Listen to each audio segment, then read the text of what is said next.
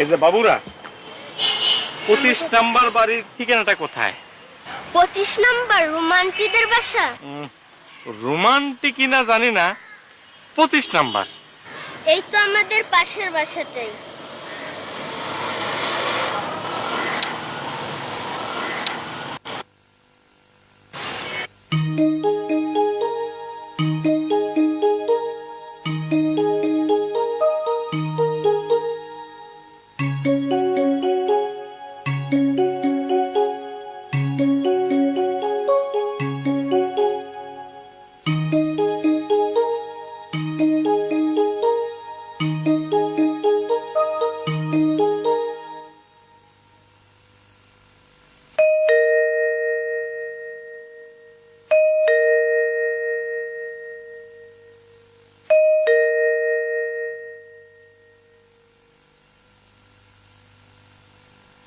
কেউ একজন জানা, দরজাটা খুলে দে। তুই জানা, এখন গেলে স্যার রাগ করবেন। পেয়ে গেছি পেয়ে গেছি পেয়ে গেছি। হ্যাঁ হ্যাঁ, এই বইটা বুঝলে, এই বইটা মোটামুটি আমাদের ইতিহাসটা ধরতে পেরেছে।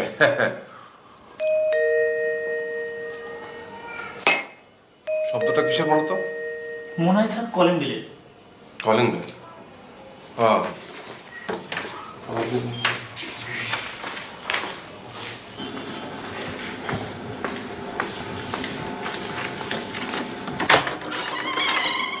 আসসালামু আলাইকুম। এসো এসো, দেরি করলে কেন? জি না, মানে আমি এসো এসো, পড়াশোনার ব্যাপারে আরো পাংচুয়াল হওয়া প্রয়োজন।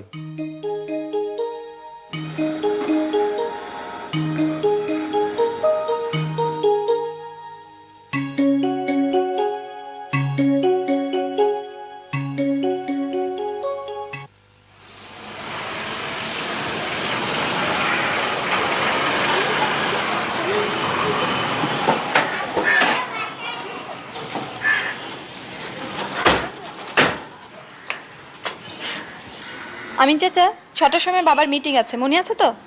আমার মনে আছে ঠিকই, সাহেবের মনে আছে কিনা দেখো যে। করিম মিয়া, সাহেব কিন্তু 6টার সময় বেরোবে, তুমি তৈরি থেকো।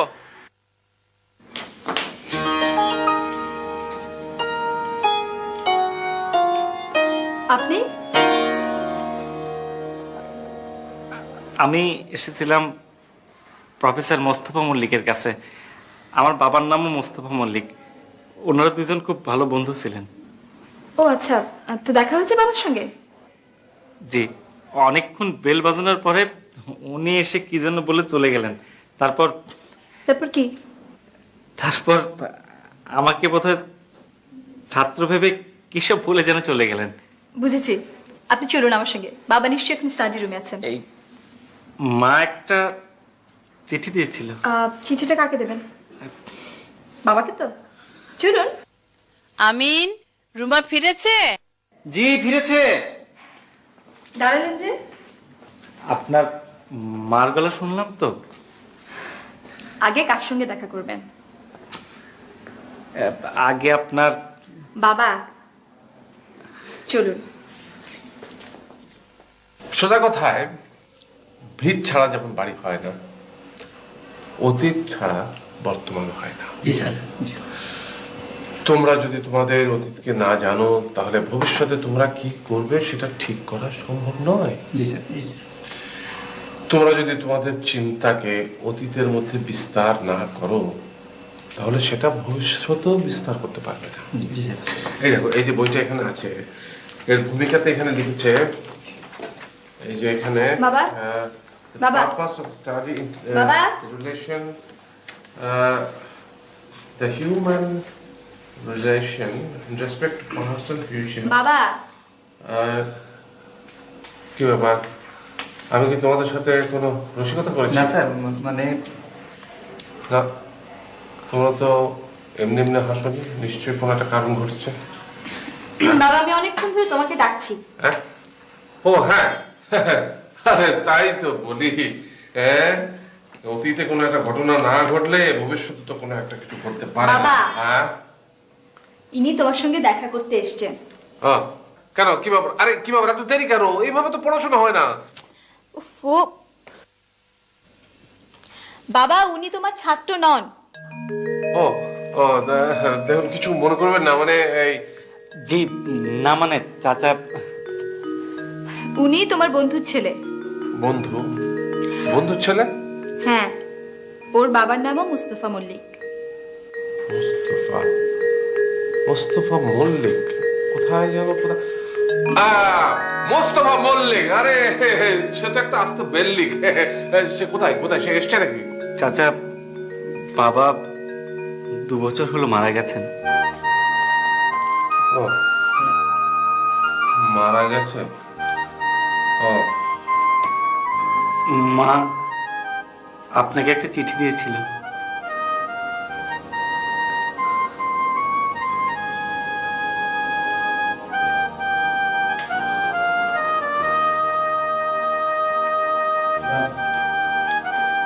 স্যার আমরা তাহলে আজ জি স্যার, আমরা আসি। হ্যাঁ।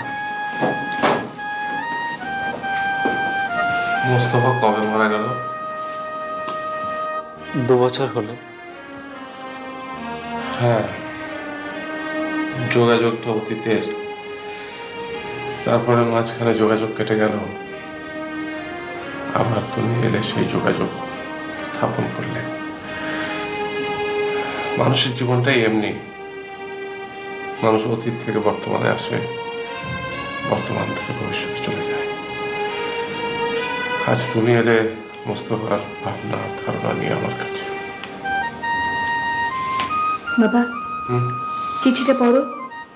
ও হ্যাঁ, তুমি তো কি একটা চিঠি আমাকে দিয়েছিলে না? এই চিঠিটা কোথায় রাখলাম মা? বাবা হ্যাঁ? এই যে চিঠিটা তোমার হাতে। ও হ্যাঁ, তাই তো।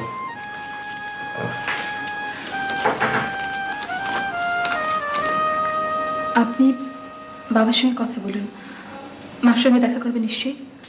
জি ঠিক আছে, আমি মাকে নিয়ে বসার ঘরে আসছি।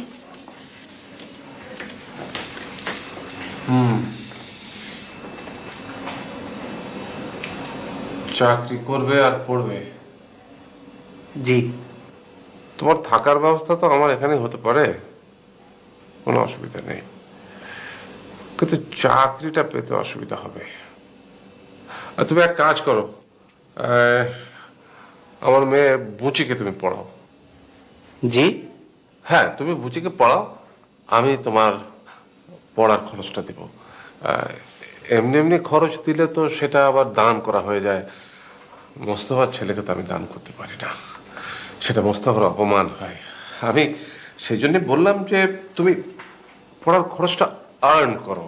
জি আহা, তুমি এত ঘাবড়াচ্ছ কেন? তোমাকে কাউকে কিছু বলতে হবে না, আমি সব ঠিক করে দিচ্ছি। তুমি চলো, আমার সঙ্গে চলো, তুমি আমার মেয়ে মুনিয়াকে পড়াবে। মুনিয়া, মুনিয়া, ও খেদি বুচি। দেখো না বাবা আবার সেই খেদি বুচি বুনি এইসব শুরু করেছে ভদ্রলোকের সামনে। মুনিয়া ওর মা একসঙ্গে আছে। বাবাকে একটু থামো তো। তোর বাবার যা কাণ্ড। এই, আচ্ছা তুমি সেই কখন থেকে মুনিয়ে মুনিয়ে করছো কেন বলো তো? মেয়ে তো প্রায় কেঁদেই ফেলে। মা তুমি না আরেকজন, আমি আবার কাঁদলাম কখন? আচ্ছা ঠিক আছে, রুমা নামটা বুঝি তোমার মনে থাকে না? না ও হ্যাঁ হ্যাঁ, ও ও ও তো রুমাই। আর এ হচ্ছে ওই যে আমার বন্ধু মোস্তফা মল্লিক, সেই মোস্তফা মল্লিকের ছেলে, কি নামটা জানো? হাবলু। জি আমার নাম মামুন। হ্যাঁ মামুন। ও হ্যাঁ হ্যাঁ হ্যাঁ, আমার ভাবি সাহেব, মানে তোমার আম্মা তাই তো লিখেছেন। জানো, এই তোমার আব্বা আর আমি, আমরা একই দিনে বিয়ে করেছিলাম। তোমার আর আমার বড় ছেলের জন্ম খুব কাছাকাছি। তারপরে সেই যে আমি বিদেশে চলে গেলাম, কি কারণে যেন অনেকদিন থেকেও গেলাম সেখানে। তারপরে কি হলো, আস্তে আস্তে আমাদের যোগাযোগটা কোথা দিয়ে কমে গেল। সেটাকে বুঝলে, সেই ওই বুঝিমা, আমার বন্ধু মোস্তফা মল্লিক, ও বেটা আমাকে কিছু খবর না দিয়ে মরে গেল। আর এই দেখো, ওই তার ছেলে ওই বাবলু আমার কাছে এসছে। তাই না বাবলু? বাবা বাবলু না মামুন। ও হ্যাঁ হ্যাঁ হ্যাঁ, মামুন মামুন। এই মামুন আমাদের বাড়িতে থাকবে, ও বুচিকে পড়াবে, আর আমি ওর পড়ার খরচ চালাবো। তাহলে হাবলু আমি সব কথা বলে দিয়েছি সবাইকে। এখন ওহো ওই আমার ছেলেগুলো বসে রয়েছে, দেখে বলো। বাবা ওরা তো চলে গেছে। চলে গেছে নাকি? কেন কেন? আরে ওরা তো বড্ড ফাঁকিবাজ হয়ে গেছে। এভাবে তোরা কিছু শিখবে না, কিছু জানতে পারবে না, নিজেকে চিনবে না। নিজেকে না চিনলে একটা গোলক ধাঁধার ভিতরে থেকে যাবে। না যাই, আমি ওই বইটা আরেকবার হাতে দেখি ওর ভিতরে কি সব আছে। লাভলু তুমি তুমি একটু বসো, যেও না এখন। আরে তুমি না মামুন ভাই কাছ থেকে যেতে বললে। ও হ্যাঁ হ্যাঁ, তাহলে তুমি থেকেই যেও। বাবা 6টায় তোমার মিটিং আছে। ও হ্যাঁ হ্যাঁ হ্যাঁ, মিটিং মিটিং। এখন আর কাউকে চিনবে না। চলো বাবা।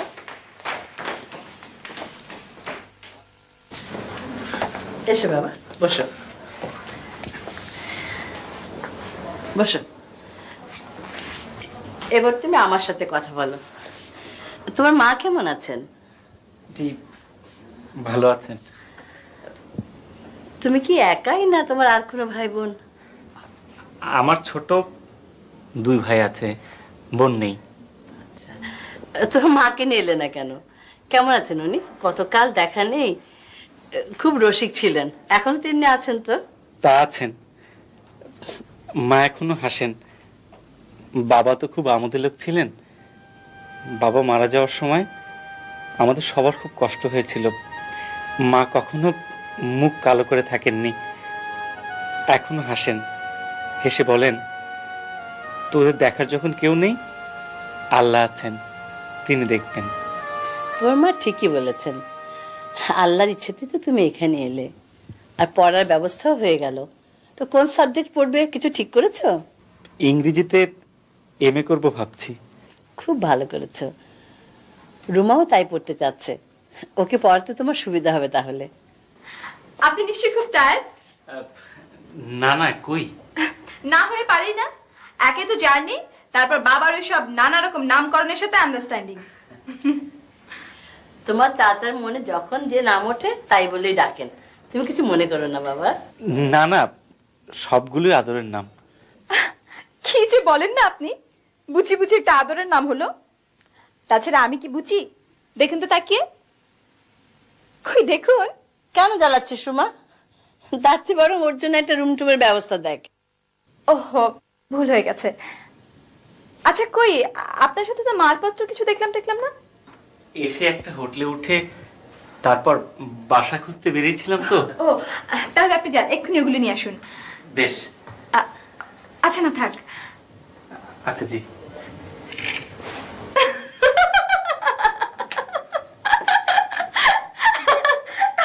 আচ্ছা আপনি কি আমাকে জি করে পড়াবেন নাকি? তুমি তোর বড় ভাইয়ের বয়সী, তুমি ওকে তুমি করেই বলো, কেমন?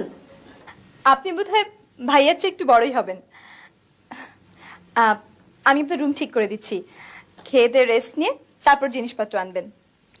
এতক্ষণ নাজেহাল করলো তোর বাবা, আর এখন করছিস তুই না? এরপর তো মাস্টার হয়ে উনি একটানা নাজেহাল করবেন। প্রথম দিনটা না হয় আমি উনাকে নাজেহাল করি মা। এত দুষ্টু হয়ে তোর মেয়েটা তোমাকে ভীষণ জ্বালাবে। তুমি কিন্তু বেশি আশকারা দিও না, তাহলে একেবারে মাথায় চড়বে। আশকারা না দিয়ে তো পারবো না, আমার তো বন্টন নেই। তাহলেই হয়েছে, একদিকে বাবার আদর আর একদিকে তুমি। আমার ছেলেটা ঠিক উল্টো, একেবারে তোমার মতো, খুব শান্ত, বিদেশে থাকে। বিদেশে অত শান্ত ছেলে তো অসুবিধা হওয়ারই কথা। তুমি বসো, আমি তোমার জন্য নাস্তার ব্যবস্থা করি।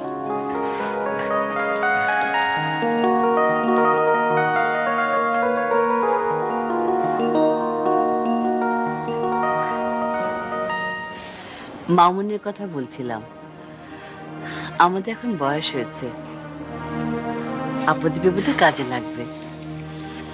ছেলেটাকে দেখলে বড় মায়া হয়। ছেলেটাকে আমারও খুব পছন্দ। ওর মা বড় আশা করে আমাদের কাছে পাঠিয়েছে। ওর বাবা বন্ধু হিসেবে খুবই আন্তরিক ছিল সত্যি। যদি বেঁচে থাকতো তাহলে ছেলেটাকে এভাবে আমাদের কাছে আসতে হতো না। সবই ভাগ্য। রুমা কিন্তু ওকে টিচার হিসেবে পেয়ে খুব খুশি হয়েছে।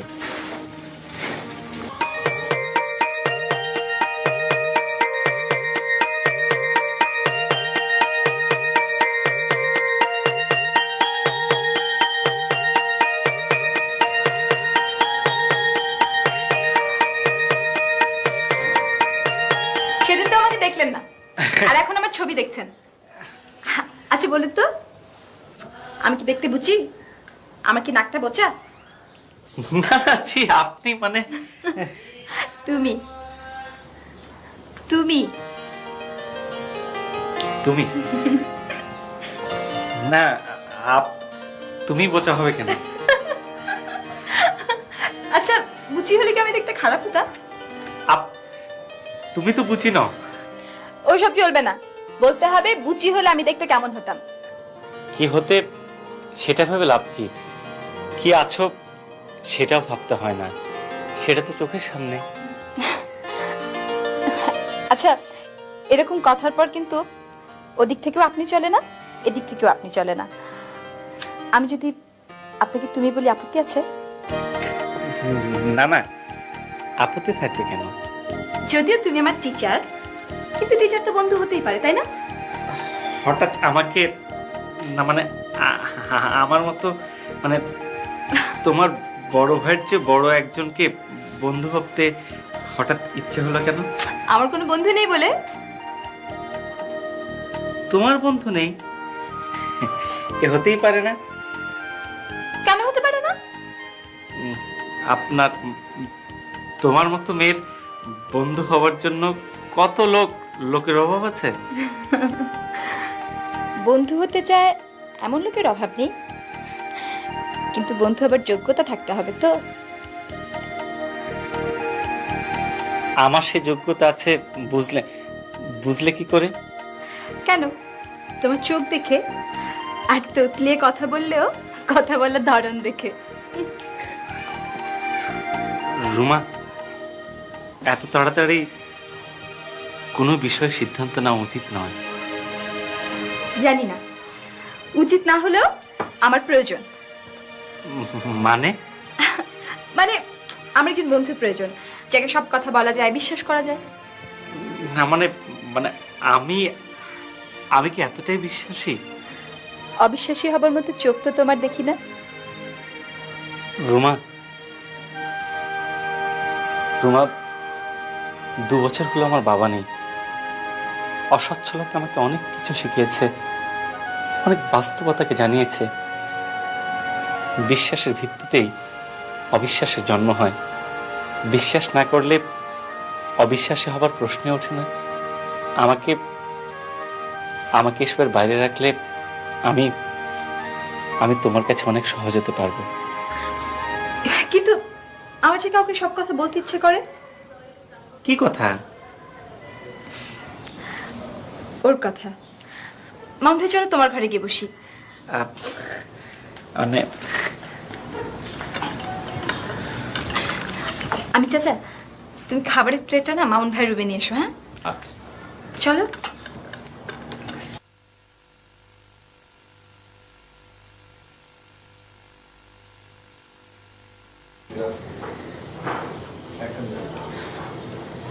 মামুন ভাই, রুম পছন্দ হয়েছে? হাসছো কেন? কিছু না। কিছু মনে করো না, কেউ কোনো কথা এড়িয়ে গেলে আমার কিন্তু ভীষণ অপমান বোধ হয়। রেগে গেলে? রেগে যাবো না, এত বেছে বেছে একটা রুম দিলাম, এটা ভালো লাগলো না মন্দ লাগলো সেটাও বলবে না। ভালো লেগেছে। ব্যাস মিটে গেল। এতক্ষণ ধরে এত উল্টোপাল্টা করছিলে কেন? তোমার রাগটা দেখলাম।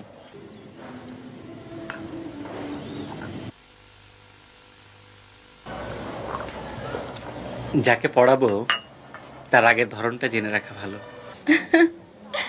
এরকম সোজাসুজি কথা বললে আমার ভালো লাগে, কারণ সোজাসুজি কথা ছাড়া বন্ধুত্ব হয় না। আবার হাসছো কেন? শুধু নিজের কথা বলার জন্য যে বন্ধুত্ব, সে বন্ধুত্ব টেকে না। খুব বললো একটা কথা। কেন, এরকম অনেক কথা আছে না যেটা বাবাকে বলা যায় না, মাকে বলা যায় না, স্বামী স্ত্রীকেও বলা যায় না, আবার প্রেমিক প্রেমিকাকেও বলা যায় না, কিন্তু বন্ধুকে বলা যায়। আহ, এমন কথা কি তোমার আছে? আছে। আমি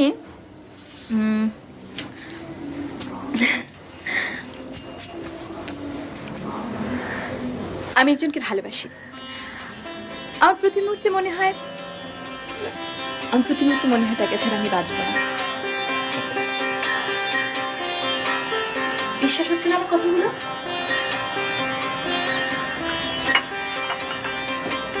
মামু ভাই, আমার কথাগুলো তুমি বিশ্বাস করছো না?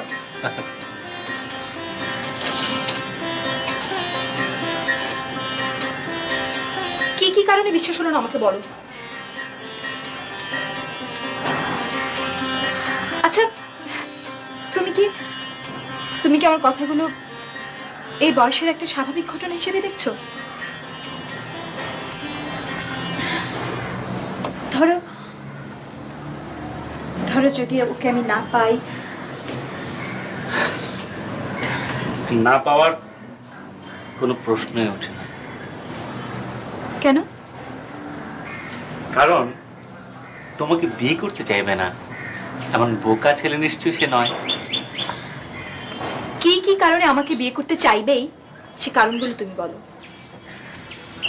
কারণগুলো তুমি আমার চেয়ে নিজেই খুব ভালো জানো। তবু তুমি বলো, আমার জানার মধ্যে ভুলও থাকতে পারে। যেমন তুমি সুন্দরী, শিক্ষিত হতে যাচ্ছ, তোমার দাদাজানের বিরাট সম্পত্তি তোমার বাবাজান তো পেয়েছেনই, তারপর তিনি আরো বাড়িয়েছেন। এরপর তো আর কোনো কথা থাকে না। আমিও এরকমই ভেবেছিলাম, আমার সঙ্গে সব মিলে গেল। তাহলে আচ্ছা, যদি সে ছেলে এমন হয় যার এসবের প্রতি কোনো আকর্ষণই নেই, কথাটা অবিশ্বাস্য হলেও যদি সত্যি হয়। এসব বলছি কারণ আমি ওকে জানি। একদিন আমি ওর ঘরে গিয়েছিলাম। খুব সামান্য একটা ঘর, খুবই সামান্য, কিন্তু তারই মধ্যে অসামান্য সুন্দর একটা সেতার। আমি বাড়িতে ফাঁকি দিয়ে গিয়েছিলাম, যেতাম না। যতই ভালোবাসি না কেন, আমি জানি আমাদের দেশে একটা ছেলের ঘরে একটা মেয়ে কখনো একা যায় না। আমিও যেতাম না, কিন্তু সেদিন ছিল পূর্ণিমা, বৈশাখী পূর্ণিমা। অনেক হাওয়া ছিল, হাওয়াকে মনে হচ্ছিল জ্যোৎস্নার ঝাপটা। এমনও মনে হচ্ছিল বৃষ্টির ছাটের মতো জ্যোৎস্না, বাইরে বেরোলে যেন ভিজিয়ে দেবে আমার সমস্ত শরীর। ভীষণ একা লাগছিল, খুব একা লাগছিল, তাই চলে গেলাম। আমার মনে হচ্ছিল ওরও নিশ্চয়ই খুব একা লাগছে, খুব কাছে আসতে ইচ্ছে করছে আমার। আমি গেলাম, ওর বাড়ির সিঁড়িতে পা রাখলাম। তেতলার ছাদে একটা ঘর। সিঁড়িতে পা দিতেই থামলে যে?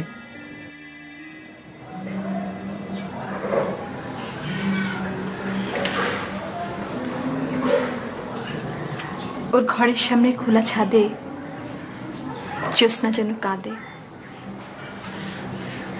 সেতার বাজাচ্ছিল।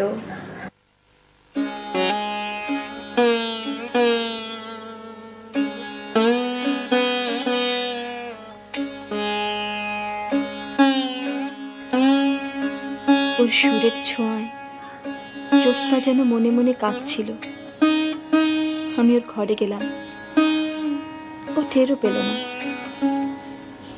একসময় সেতার বাজানো থামিয়ে তাকালো, কিছুই বলল না, চুপচাপ বসে রইল বাইরের দিকে তাকিয়ে, যেন যেন আমি নেই, ওর কাছে নেই, ওর মনে নেই, ওর কোথাও নেই। একসময় বললাম আসি, জবাবও পেলাম না। বুঝলাম এরকম জ্যোৎস্নায় আমি ওর কাছে তুচ্ছ হয়ে গিয়েছি, আর ও আমার কাছে সব।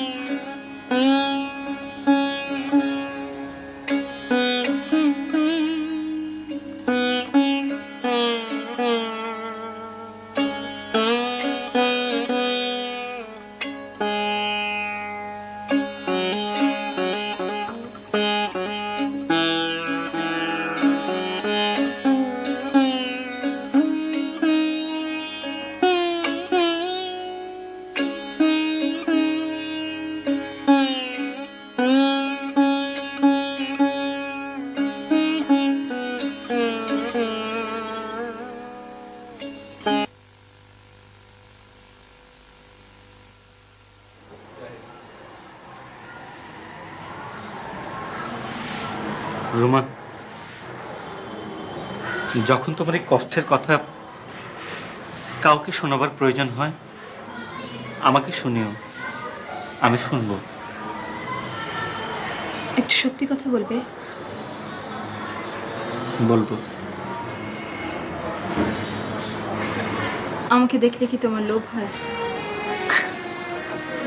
হঠাৎ মানে আমার কথা জেনে? রুমা, আমি তোমার শিক্ষক। কিন্তু তুমি তো একজন মানুষও। তোমার বাবার কাছে যারা পড়তে আসে সবাই তোমার লোভে আসে, পড়তে কেউ আসে বলে মনে হয় না। তুমি যদি বাবার ছাত্র হতে? রুমা, রুমা, আমাকে তোমার ব্যক্তিগত ব্যাপারে জড়িও না, আমাকে বিব্রত করো না।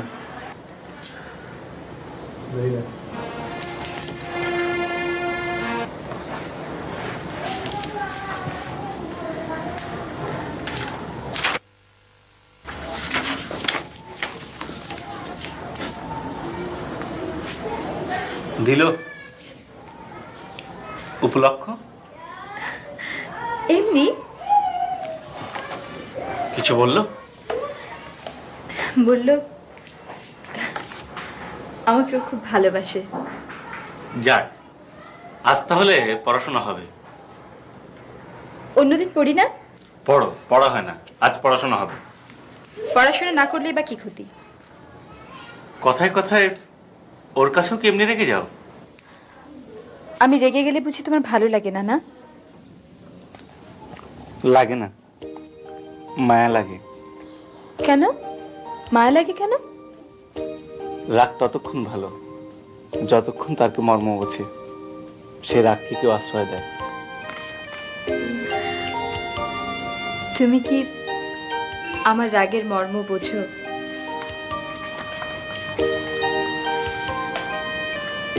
বুঝি। সেজন্যই তো তোমার সঙ্গে আমার রাগারাগি। তারপরে তোমার সঙ্গে হয় না। কখন কি কোথায় থাকবো ঠিক আছে? যখনকার কথা তখন ভাবা যাবে। ভাবতে হবে আগেই। না ভাবলে কষ্ট পাওয়ার সম্ভাবনা। পেলামই বা। জানলে আমার দুঃখ। কেন? আগে সাবধান করলেও পারতাম। করলে তো। হ্যাঁ, সান্ত্বনাটুকু থাকবে।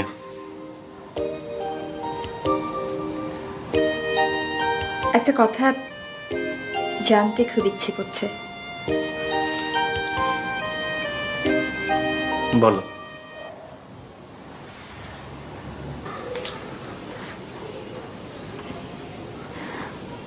যদি আমি কাউকে ভালো না বাসতাম, কিংবা কেউ আমাকে ভালো না বাসতো, তুমি বাসতে?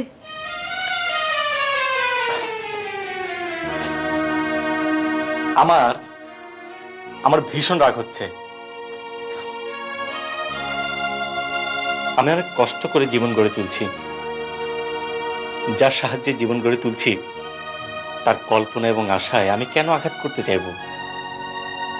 তোমাকে নিয়ে তোমার বাবার অনেক কল্পনা এবং আশা, তার সীমানায় কেন আমি ঢুকতে চাইব? কিসের জরিপে ঢুকতে চাইব? এত মেপে ছেপে কি জীবন চালাতে পারবে? ভুল করার সুযোগ সুবিধা বা নিরাপত্তা আমার নেই রুমা। ভুলের একটা আশ্রয় প্রয়োজন, সেই আশ্রয় আমার কোথায়? এই প্রথম আমার কথায় তুমি রেগে গেলে। রুমা, লেখাপড়া শিখে আর কিছুদিন আগ পর্যন্ত আমুদ বাবার আশ্রয় থেকে জীবনের সুন্দর দিনগুলোকে জানি। এখন সেই সুন্দর দিনগুলোকে ধরার জন্য যে পরিশ্রম আমাকে করতে হবে তাতে কোনো অবসর নেই, এতটুকু ছুটি নেই। তার মাঝখানে তুমি যখন ছুটি হয়ে ওঠার লোভ দেখালে তখন আমাকে শুধু পরিকল্পনার দেওয়ালে আহত হতে হলো। কল্পনা ছুটি রইল আমার নাগালের বাইরে।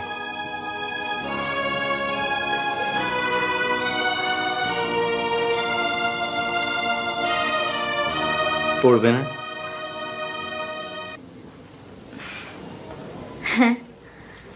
বুঝি, হ্যাঁ বুঝি, বুঝি, এই যা বুঝি। আচ্ছা, তুই ওই ঘরটা যে হাবলুকে দিয়েছিস সে কথা আমাকে বলবি তো? বাবা, তুমি এই ঘরটা বহুবার দেখেছো। হ্যাঁ, তাই নাকি? তা হবে হয়তো। তা বাবলু, তোমার পড়ানো কেমন চলছে? জি ভালো। গুড। তোর পড়া কিরকম চলছে? বাবা, হ্যাঁ, তুমি কি এসব কথা জিজ্ঞেস করতে এসছো? না মানে ব্যাপারটা হয়েছে কি, খুব ইম্পর্টেন্ট একটা ব্যাপার। কি জানো বাবা, হ্যাঁ, তুমি এখন তোমার ঘরে যাও। হ্যাঁ কথাটা মনে পড়লে তারপর মামুন ভাইকে ডেকে পাঠিও। হ্যাঁ, সেই বোধ হয় ভালো। কিন্তু মনে পড়ছে না কেন? কি কথা? হ্যাঁ, এটা মনে পড়েছে। দেখ, টেলিগ্রাম, হাবলু টেলিগ্রাম। টেলিগ্রাম কোত্থেকে এসছে? দেশ থেকে এসছে বোধ হয়। কখন এসছে? কখন এসছে? কখন এসছে? কালু, কালু, এই যে কালু, জি কখন এসছে? জি এসেছে কখন? আরে ধর, এগুলোকে কেন তো মা বাড়িতে রাখে? এই বাবা, তুমি থামান, দেখছি। আমি চাচা টেলিগ্রামটা কখন এসছে বলো তো? এই তো বিকেলে সাহেবই তো সই করে রাখলে। ভাই, আমি সই করি তো হয়েছে কি? সই ছাড়া কি টেলিগ্রাম রাখা যায়? তো তুই টাইমটা রাখতে পারলি না? আমি চাচা, তুমি যাও। আচ্ছা, হলো কি? কি আর হবে? ওই যে কতগুলো অপদার্থ আছে এই বাড়িতে, একটা একটা টেলিগ্রাম এসছে, একটা ইম্পর্টেন্ট ব্যাপার, অথচ টেলিগ্রাম? কার টেলিগ্রাম? কার টেলিগ্রাম? কারাবার টেলিগ্রাম, এই যে গাবলুর টেলিগ্রাম। কি ব্যাপার বাবা? কি লিখেছে টেলিগ্রামে? হ্যাঁ, কি লিখেছে? কোত্থেকে এসছে? কি? আমার ছোট দুই ভাইয়ের খুব অসুখ, টাইফয়েড। ও, তাহলে তো তোমাকে এক্ষুনি একবার যেতে হয় দেশে। হ্যাঁ, তোমার যাওয়া উচিত বটে ডাবলু। কখন ট্রেন জানো? আমি তো ঠিক ঘন্টাখানেক পরে একটা ট্রেন আছে। তাহলে তুমি ওটাতে রওনা হয়ে যাও, আমি তোমার খাবার ব্যবস্থা করছি। রুমা, এত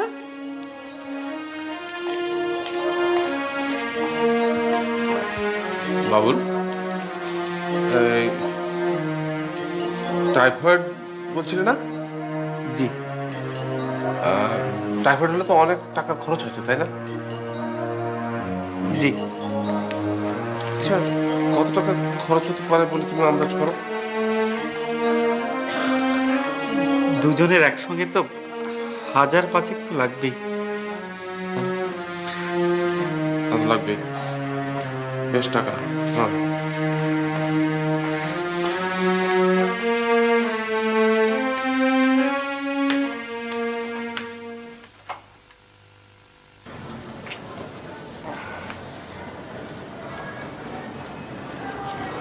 সবকিছু নিয়ে যাচ্ছ যে? জিনিসই তো মাত্র কয়েকটা, কয়েকটাতে সব হয়ে যায়। কেন? আমার কেন জানি মনে হচ্ছে তুমি আর আসবে না। না এলে আমার চলে? চলার অন্য ব্যবস্থা যদি হয়ে যায়?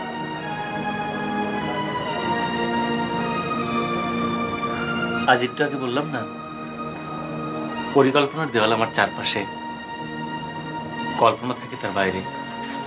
দুজন দুজনের অনাত্মীয়, অচেনা হয়ে গেছে। 2 বছর তো কম সময় নয়। খেতে চলো। যে কদিন না আসি, তোমার মনের কথা খুলে না হয় চিঠিতেই লিখো। জবাব পাবো? জবাবের কি দরকার?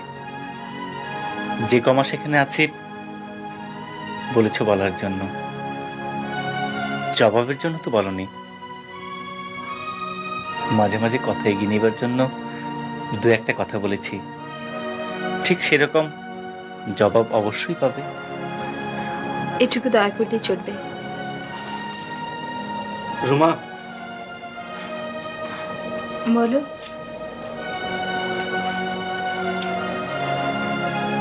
তোমাকে উপকার করতে পারাটা অনেক পারা।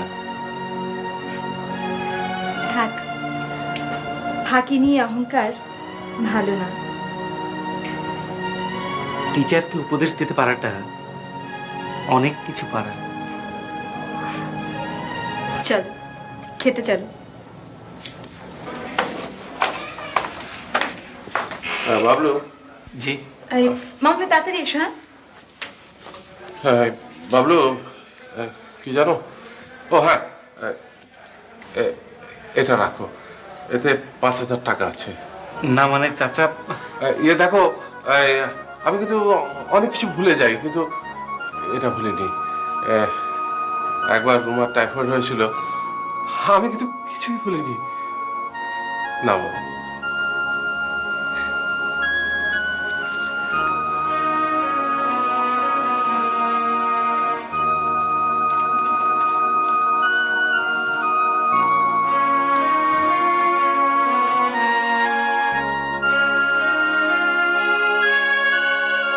কি হলো মামা ভাই?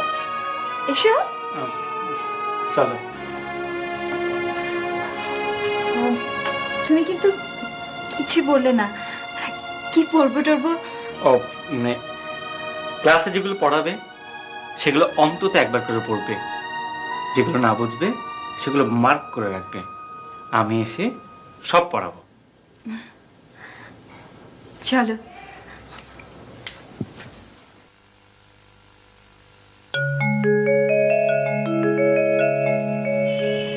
তোমার আমি ভেবেছিলাম তোমার কিছু অসুখ হয়েছে, এই প্রথম চিঠি দিয়ে আসতে বললে তো। হ্যাঁ রুমা, বলো। কাল অনেক রাত্রে বৃষ্টি এসেছিল। কই টের পাইনি তো।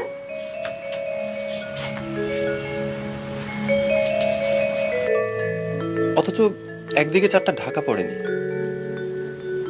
জ্যোৎস্না ধুয়েতে বৃষ্টি হচ্ছিল। দেখতে দেখতে কালই প্রথম গানের বদলে তোমাকে মনে পড়লো। আমি বুঝলাম তোমাকে আমি ভীষণ চাই। সেই মুহূর্তে জানলাম তোমার কাছ থেকে আমাকে সরতে হবে। কেন? তোমাকে ভালোবাসি, সেই জন্যই। কিন্তু কেন? কারণ ভালোবাসার জন্য জীবন নয়, জীবনের জন্যই ভালোবাসা। আমি জীবন পালানো মানুষ, তুমি জীবন আঁকড়ানো মানুষ। দুজন দু মেরুর বাসিন্দা, একজন আরেকজনকে ভালোবাসতে পারে, ঘর বাঁধতে পারে না। একজন বাইরের মানুষ, আরেকজন ঘরের। গান জীবনের জন্য, অথচ গানই আমার জীবন। তুমি আমাকে নিয়ে ক্লান্ত হয়ে যাবে, তুমি চাইবে আমাকে সারা জীবনে, অথচ আমি হব শুধু কারুকাজ। কারো কাজ বিশেষ সময়ের জন্য, সব সময়ের জন্য নয় রুমা। তুমি তো জানো, তুমি নেই এমন একটা অবস্থার কথা ভাবলে আমার আমার নিঃশ্বাস বন্ধ হয়ে আসে। রুমা, জীবন একটা খরস্রোতা নদীর মতো, দুঃখের পরেও তার চলা থামে না, দুঃখকে সঙ্গে নিয়েই চলে। তোমার কাছ থেকে সরে যাবার পরও বৃষ্টি ধোয়া জ্যোৎস্নার রাত আরো আসবে, তোমাকে মনে পড়বে। একটা প্রচন্ড কষ্ট হবে যখন ভাববো তোমাকে খবর দিল তুমি আর আসবে না। সেই কষ্টকে সঙ্গে নিয়েও আমাকে মৃত্যু পর্যন্ত এগোতে হবে। তোমাকে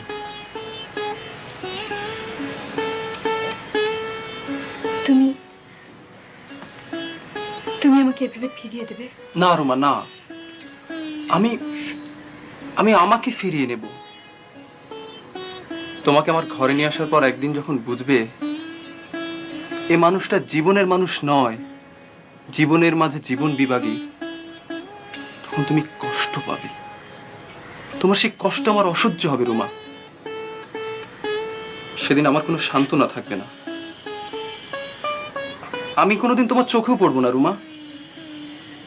আমি তোমাকে স্মৃতির কষ্ট দিতে চাই না। তোমার কি ধারণা তোমার সাথে দেখা না হলে আমি তোমাকে ভুলে যাব? আমিও তো ভুলবো না। তবু সে এক একটি অনুসন্ধান থাকে।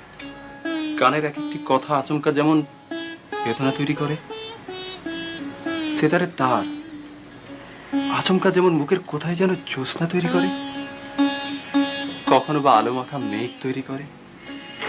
তোমাকে দেখা আমার কাছে ঠিক তেমনি হবে। আমি কোনোদিন তোমাকে দেখতে চাইবো না, তুমিও আমাকে দেখতে না পাও, আমিও তা চাইব।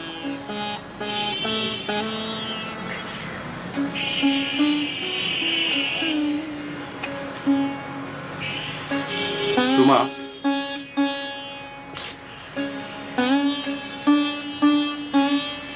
তোমার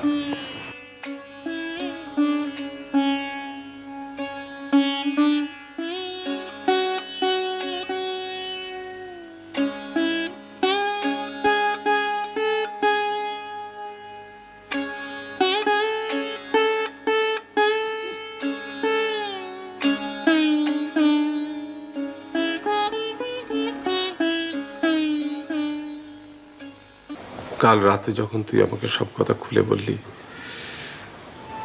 তখন আমি একটা কথাই ভেবেছি, সব মানুষই কষ্ট পায়, কষ্ট সঙ্গে করে মানুষ বাঁচে। আজকের কষ্ট কালকে অতীত হয়ে যাবে। এই অতীতের স্মৃতি যতই পুরনো হবে ততই মধুর হয়ে উঠবে। ছোটবেলায় আমরা অনেক কিছু চাই কিন্তু পাই না, সেটা খুব কষ্টের, কিন্তু সেই স্মৃতিও একসময় খুব মধুর হয়ে যায়। ছেলেবেলায় কিছু না পেলে কষ্টের আশ্রয় হতো মা বাবার আদর,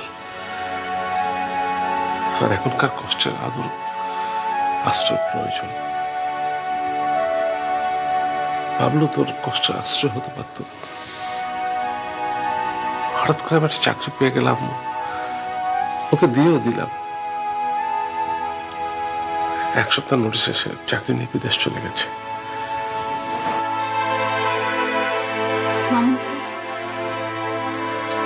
মামুন ভাই বিদেশ চলে গেছে?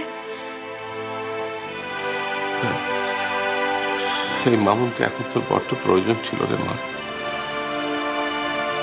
মামুন ভাই আমার কষ্টের আশ্রয় হতে পারত। ওই একটা মানুষ, সে আমাকে শাসন করতে পারত, আমার কষ্টগুলোর সঙ্গী হতে পারত। হ্যাঁ, যখন যাকে প্রয়োজন সে কাছে থাকে না। মামুনের যখন প্রয়োজন ছিল তার বাবাকে, তার বাবা কাছে ছিল না। যদি থাকতো তাহলে আজ যখন তোর মামুনকে প্রয়োজন সেও তোর কাছে থাকতো, কিন্তু থাকতে পারলো না। এ হয় না, কেন যেন হয়ে ওঠে না, কিছুতে হয় না। আর সেই জন্য কষ্টে কষ্টে আমাদের জীবনের মোড় ঘুরে, পাথরের ধাক্কা খেয়ে খেয়ে নদীর মোড় ঘুরে। ভীষণ ভীষণ স্বার্থপরের মতো একটা কথা ভাবছি বাবা। মামুন ভাইকে যদি তুমি চাকরিটা না দিতে, তাহলে তো দেশেই থাকতো। অন্তত আমি আমার কথাগুলো ওকে বলতে পারতাম। মামুন ভাইকে যদি চাকরিটা তুমি এই দেশে দিতে।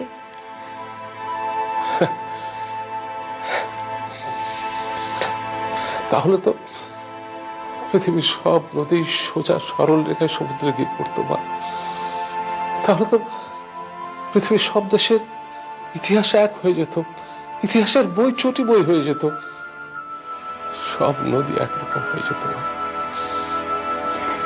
সব বুঝি আমি বাবা, সব বুঝি,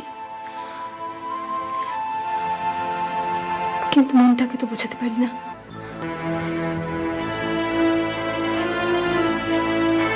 যে ছেলেটি তোকে প্রস্তাব দিয়েছে, তার সাথে আমার আলাপ হয়েছে। আমার মনে হয়েছে ও তোর সুখ দুঃখের আশ্রয় হতে পারবে।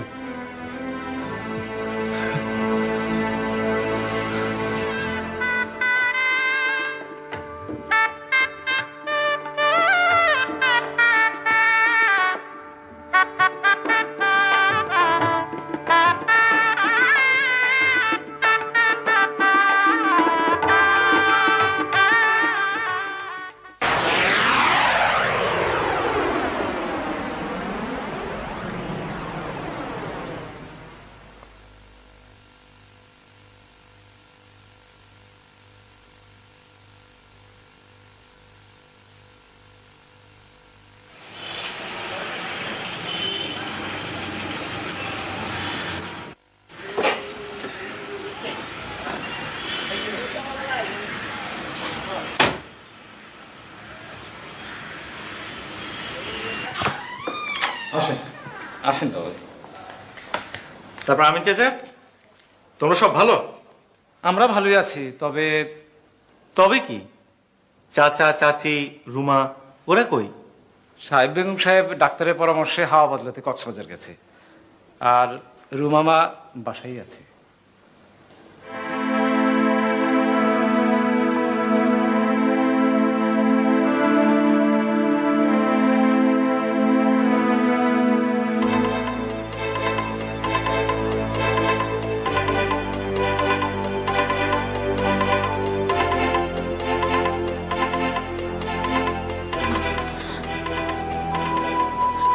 মামুন ভাই,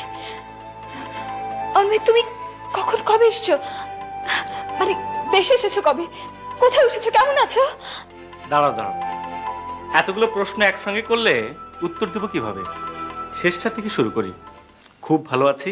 বিকেল 3টার সময় ঢাকা এয়ারপোর্টে ল্যান্ড করেছি। এয়ারপোর্ট থেকে সোজা হোটেলে চলে গিয়েছি। ওখান থেকে 5 মিনিট আগে তোমার বাসায় ল্যান্ড করেছি। আমি চাচার কাছে শুনলাম সব খবর, তোমারটা বাদ দিয়ে। হোটেলে ঢাকায় প্রথম দিন আসার অভ্যেসটা পাল্টাওনি এখনো? অভ্যেসটা তো পুরনো।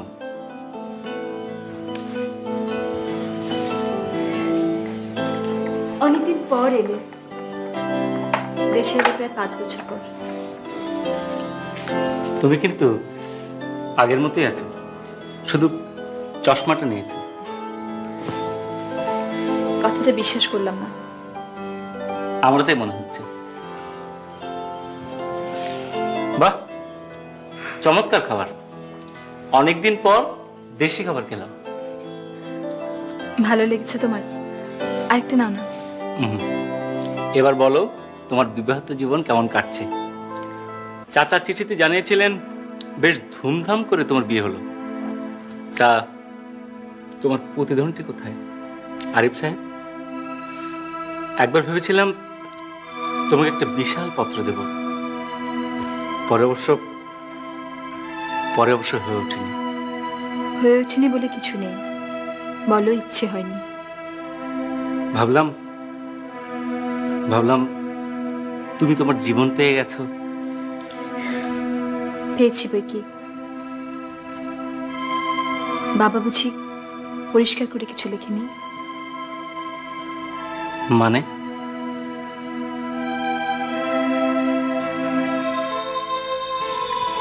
আরিফ যখন আমাকে তার নিজস্ব জীবন দর্শন বুঝিয়ে ফিরিয়ে দিল, সে সময়টা তোমাকে সবচেয়ে বেশি মনে পড়েছে।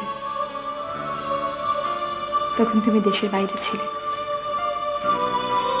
চাচার কাছ থেকে ঠিকানা নিয়ে আমাকে জানাওনি কেন?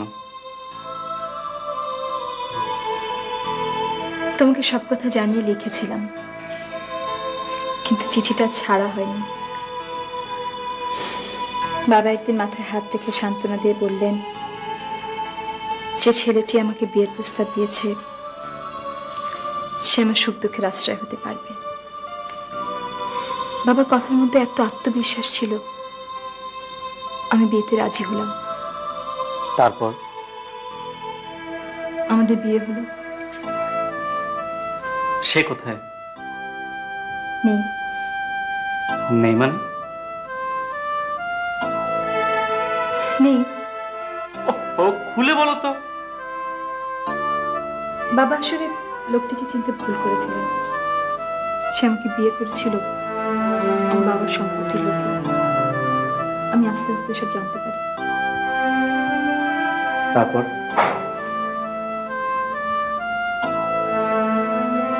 একদিন আমার অনুপস্থিতিতে তোমাকে লেখা আমার চিঠিটা সে ড্রয়ারে খুঁজে পায়। সেই চিঠিটাকে কেন্দ্র করে একদিন গভীর রাতে নেশাগ্রস্ত অবস্থায় এই যে প্রফেসর মল্লিকের দুলালি কন্যা, আমাকে এভাবে ধোকা না দিলেও তো পারতে। কি বলছো আমি কিছুই বুঝতে পারছি না। তা পারবে কেন? ঠাকুর ঘরে কেড়ে আমি কলা খাই না। মামুনটাকে মামুন? মামুন ভাই? মামুন ভাই? ভাই? তা ওই মামুনকে বিয়ে না করে আমার সাথে ঘর বেঁধেছো কেন? কি সব যাতা বলছো? এটা এটা কি আমার সাথে ধোকাবাজি? তুমি এত নীচ! আমার অ্যাবসেন্সে আমার ড্রয়ারে হাত দিয়েছো? হ্যাঁ দিয়েছি। প্রেম করেছো, প্রেমপত্র ধরা পড়েছে। ঘর করবে আমার সাথে আর ভালোবাসবে ওই প্রবাসী মামুনকে, তা হবে না। আমি আগেও বলেছি, তোমার বাবা যদি তোমাদের বাড়িটা আমার নামে লিখে দেন আর এই ব্যবসার জন্য বেশি না লাখ 10 টাকা দেন, তবেই তোমার এই কুকর্মের ক্ষমা পেতে পারো। ছি ছি, তুমি আমার স্বামী এটা ভাবতে আমার ঘৃণা হচ্ছে। নীচ তো লোকে তুমি। তুমি অস্বীকার করতে চাও ওই মামুন নামের লোকটাকে তুমি ভালোবাসতে না? হ্যাঁ বাসতাম, আজও বাসি। বাহ, চমৎকার। তাহলে আর দ্বিধা কেন? নির্দ্বিধায় চলে যাও ওই মামুন নামের লোকটার কাছে। যাব, অবশ্যই যাব, কিন্তু তার আগে তোমার আসল চেহারাটা সবার সামনে খুলে দিয়ে যাব। তুমি তুমি একজন সৎ শিক্ষককে ঠকিয়েছ। সম্পত্তি লোভে তুমি তার মেয়েকে বিয়ে করেছো। আমার বাবা খুনাখুরি সেটা জানতে পারেনি। জানতে পারলে তোমার মতো একটা ফ্রড আর লোভীর সাথে কখনই আমার বিয়ে দিতেন না। কি বললে? আমি ফ্রড, লোভী? শুধু তাই না, তোমার চরিত্রের অধপতনের আরো একটা দিক আমি জেনেছি, যেটা স্ত্রী হিসেবে আমি কেন কোনো মেয়েই মেনে নেবে না। বাহ, নিজের অপরাধ ঢাকতে স্বামীর চরিত্রে কলঙ্কের ছাপ দিচ্ছ। তুমি জানো না রুমা মল্লিক, এই অডাসিটির পরিণাম তোমার কি ভয়াবহ ও নিষ্ঠুর হতে পারে? জানি না, জানো না। No, never. অপ্রিয় সত্য কথা বললে সবার মাথা দিয়ে আগুন ধরে যায়। হেয়ালে আমি মোটেও পছন্দ করি না। যা বলার স্পষ্ট করে বলো। তিন্নির সাথে তোমার কি সম্পর্ক? চুপ, একদম চুপ। তিন্নি সম্বন্ধে কোনো কথা বলবে না। একেবারে তেলে বেগুনে জ্বলে উঠছো যে। তিন্নি আমার বন্ধু, ব্যাস। বন্ধু? বন্ধুর সঙ্গে ব্যবসার নাম করে বিভিন্ন জায়গায় বেড়ানো কোনো স্ত্রী কিন্তু সেটা সহ্য করবে না। রুমা, তুমি বড্ড বেশি বাড়াবাড়ি করছো। বেরো, এক্ষুনি বেরিয়ে যাও আমার বাড়ি থেকে। তিন্নিকে নিয়ে কেউ কিছু বাজে কথা বললে আমার মাথায় আগুন ধরে যায়। আর যদি কোনো কথা বলো সে ব্যাপারে, তাহলে কিন্তু তোমাকে আমি গলা ধাক্কা দিয়ে বাড়ি থেকে বের করে দিতে বাধ্য হব। এরপর আর তোমার সাথে বাস করা যায় না। আমি নিজে থেকে চলে যাচ্ছি।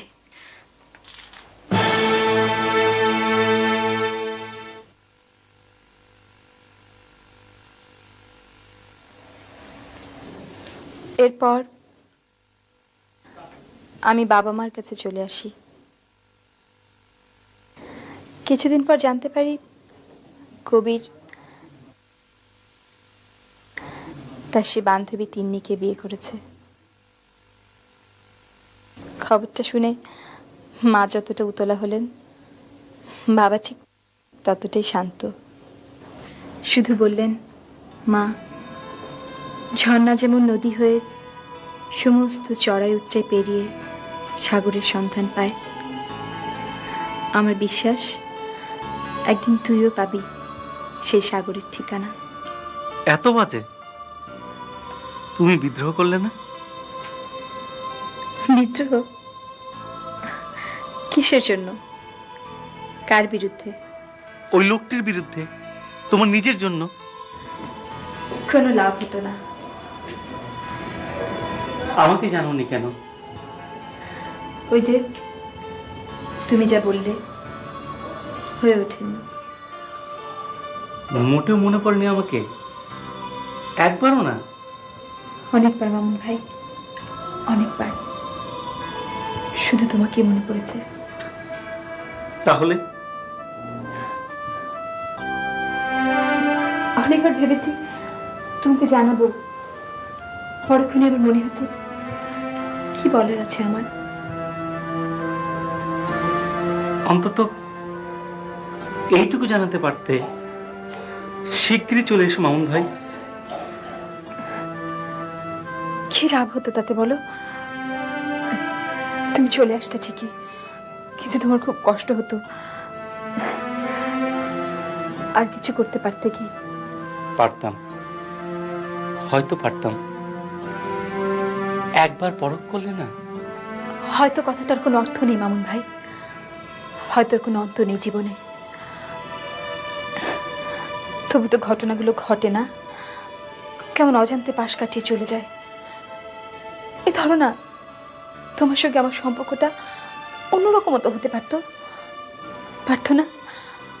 আমি আমি মাঝে মাঝে ভাবি কেন তা হলো না। ভাবো? তুমি আমার কথা ভাবো? ভেবেছো কখনো? আসলে কিছু করার নেই তো আমার, তাই যত সব আজে বাজে ভাবনা আমাকে পেয়ে বসে। রুমা, আজ আমি চলি।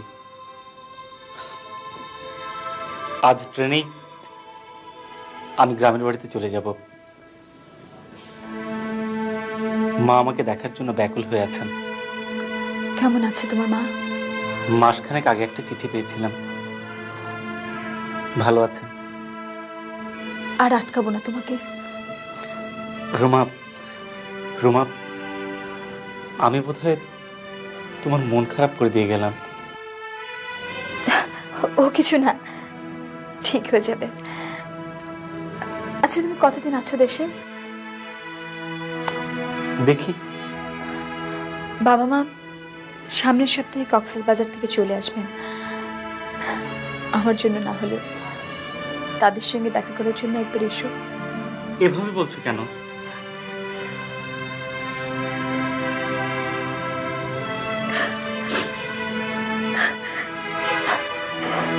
জীবনটা এমন কেন? জীবন যেরকম সেরকমই। সব সুখ, সব দুঃখ, সব কষ্টকে নিয়ে এগোতে হয়। চলি রুমা।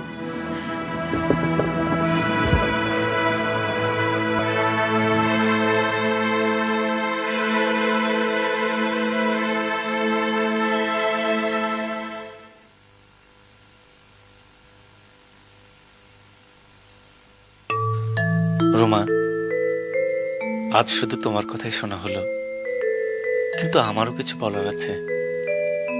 খুব সহজ, অল্প কথা। চলে এসো রোমা, আমি তোমাকে ভালোবাসি।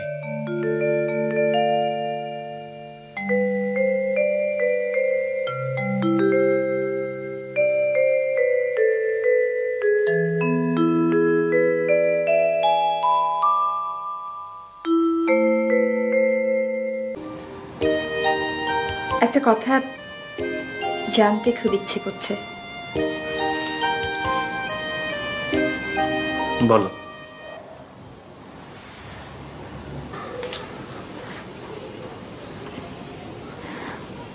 যদি আমি কাউকে ভালো না বাসতাম, কিংবা কেউ আমাকে ভালো না বাসতো, তুমি বাসতে?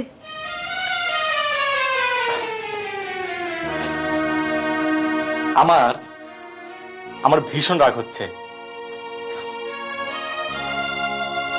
আমি অনেক কষ্ট করে জীবন গড়ে তুলছি। যার সাহায্যে জীবন গড়ে তুলছি, তার কল্পনা এবং আশায় আমি কেন আঘাত করতে চাইব? তোমাকে নিয়ে তোমার বাবার অনেক কল্পনা এবং আশা, তার সীমানায় কেন আমি ঢুকতে চাইব? কিসের জরিপে ঢুকতে চাইব? এত মেপে ছেপে কি জীবন চালাতে পারবে? ভুল করার সুযোগ সুবিধা বা নিরাপত্তা আমার নেই রুমা। ভুলের একটা আশ্রয় প্রয়োজন, সেই আশ্রয় আমার কোথায়? এই প্রথম আমার কথায় তুমি রেগে গেলে। রুমা, লেখাপড়া শিখে আর কিছুদিন আগ পর্যন্ত আমোদ বাবার আশ্রয় থেকে জীবনের সুন্দর দিনগুলোকে জানি। এখন সেই সুন্দর দিনগুলোকে ধরার জন্য যে পরিশ্রম আমাকে করতে হবে, তাতে কোনো অবসর নেই, এতটুকু ছুটি নেই। তার মাঝখানে তুমি যখন ছুটি হয়ে ওঠা লোভ দেখালে, তখন আমাকে শুধু পরিকল্পনার দেওয়ালে আহত হতে হলো। কল্পনা ছুটি রইল আমার নাগালের বাইরে।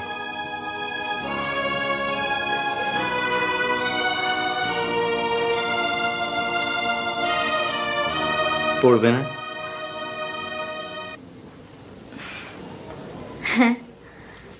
বুঝি, হ্যাঁ বুঝি, বুঝি, এই যে বুঝি।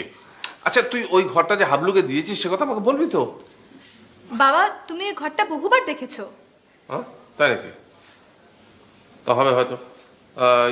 তা বাবলু, তোমার পড়ানো কেমন চলছে? জি, ভালো। গুড। তোর পড়া কিরকম চলছে? বাবা, হ্যাঁ, তুমি কি এসব কথা জিজ্ঞেস করতে এসছো? না মানে ব্যাপারটা হয়েছে কি, খুব ইম্পর্টেন্ট একটা ব্যাপার। কি জানো বাবা, হ্যাঁ, তুমি এখন তোমার ঘরে যাও। হ্যাঁ কথাটা মনে পড়লে তারপর মামুন ভাইকে ডেকে পাঠিও। হ্যাঁ, সেই বোধ হয় ভালো। কিন্তু মনে পড়ছে না কেন? কি কথা? হ্যাঁ, এটা মনে পড়েছে। দেখ, টেলিগ্রাম, হাবলু টেলিগ্রাম। টেলিগ্রাম কোত্থেকে এসছে? দেশ থেকে এসছে বোধ হয়। কখন এসছে? কখন এসছে? কখন এসছে? কালো, কালো, এই যে কালো, জি কখন এসছে? জি এসেছে কখন? আরে ধর, এগুলোকে কেন তোর মা বাড়িতে রাখে? এই বাবা, তুমি থামান, দেখছি। আমি চাচা টেলিগ্রামটা কখন এসছে বলো তো?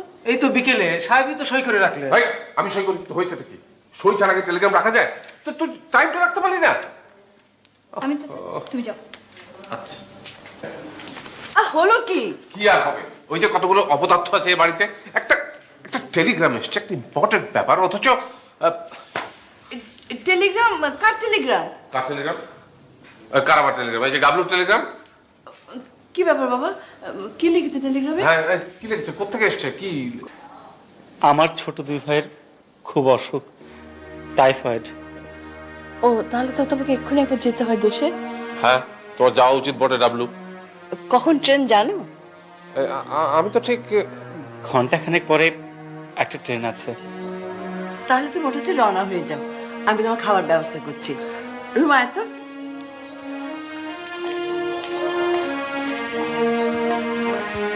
বাবুল, টাইফয়েড বলছিলে না? জি।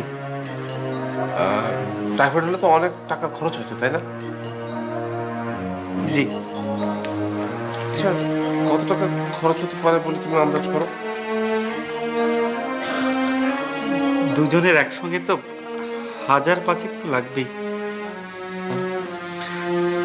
কত লাগবে? বেশ টাকা। হ্যাঁ,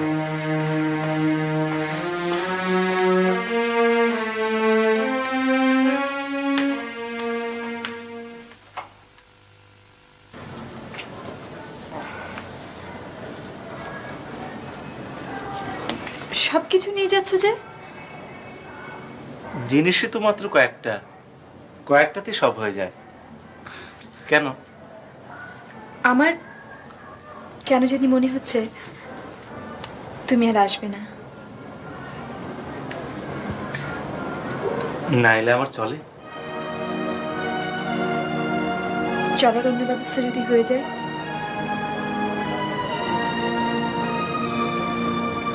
আজ একটু আগে বললাম না, পরিকল্পনার দেওয়াল আমার চারপাশে, কল্পনা থাকে তার বাইরে।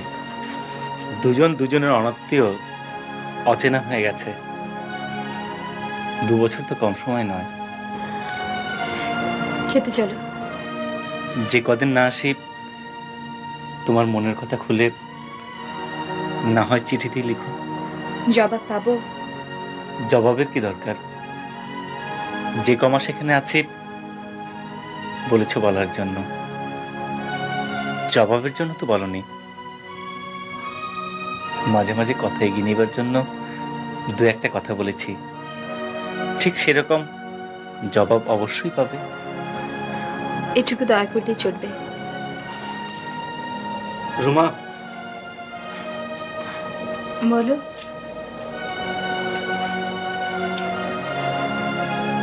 তোমাকে উপকার করতে পারাটা অনেক পারা। থাক, ফাঁকি নিয়ে অহংকার ভালো না। টিচারকে উপদেশ দিতে পারাটা অনেক কিছু পারা। চলো খেতে চলো। বাবলু। জি। মামা তাড়াতাড়ি এসো। হ্যাঁ হ্যাঁ বাবলু, কি জানো? ও হ্যাঁ, এটা রাখো, এতে 5000 টাকা আছে। না মানে চাচা, ইয়ে দেখো, আমি কিন্তু অনেক কিছু ভুলে যাই, কিন্তু এটা ভুলিনি। একবার রুমার টাইফয়েড হয়েছিল, আমি কিন্তু কিছুই ভুলিনি। না বাবা।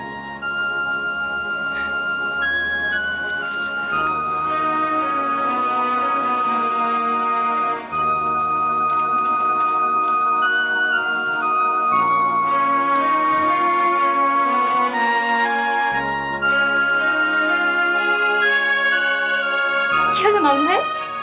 এসো। চলো। তুমি কিন্তু কিছু বললে না, কি পড়বো টড়বো? ও মানে ক্লাসে যেগুলো পড়াবে সেগুলো অন্তত একবার করে পড়বে, যেগুলো না বুঝবে সেগুলো মার্ক করে রাখবে। আমি এসে সব পড়াবো। চলো।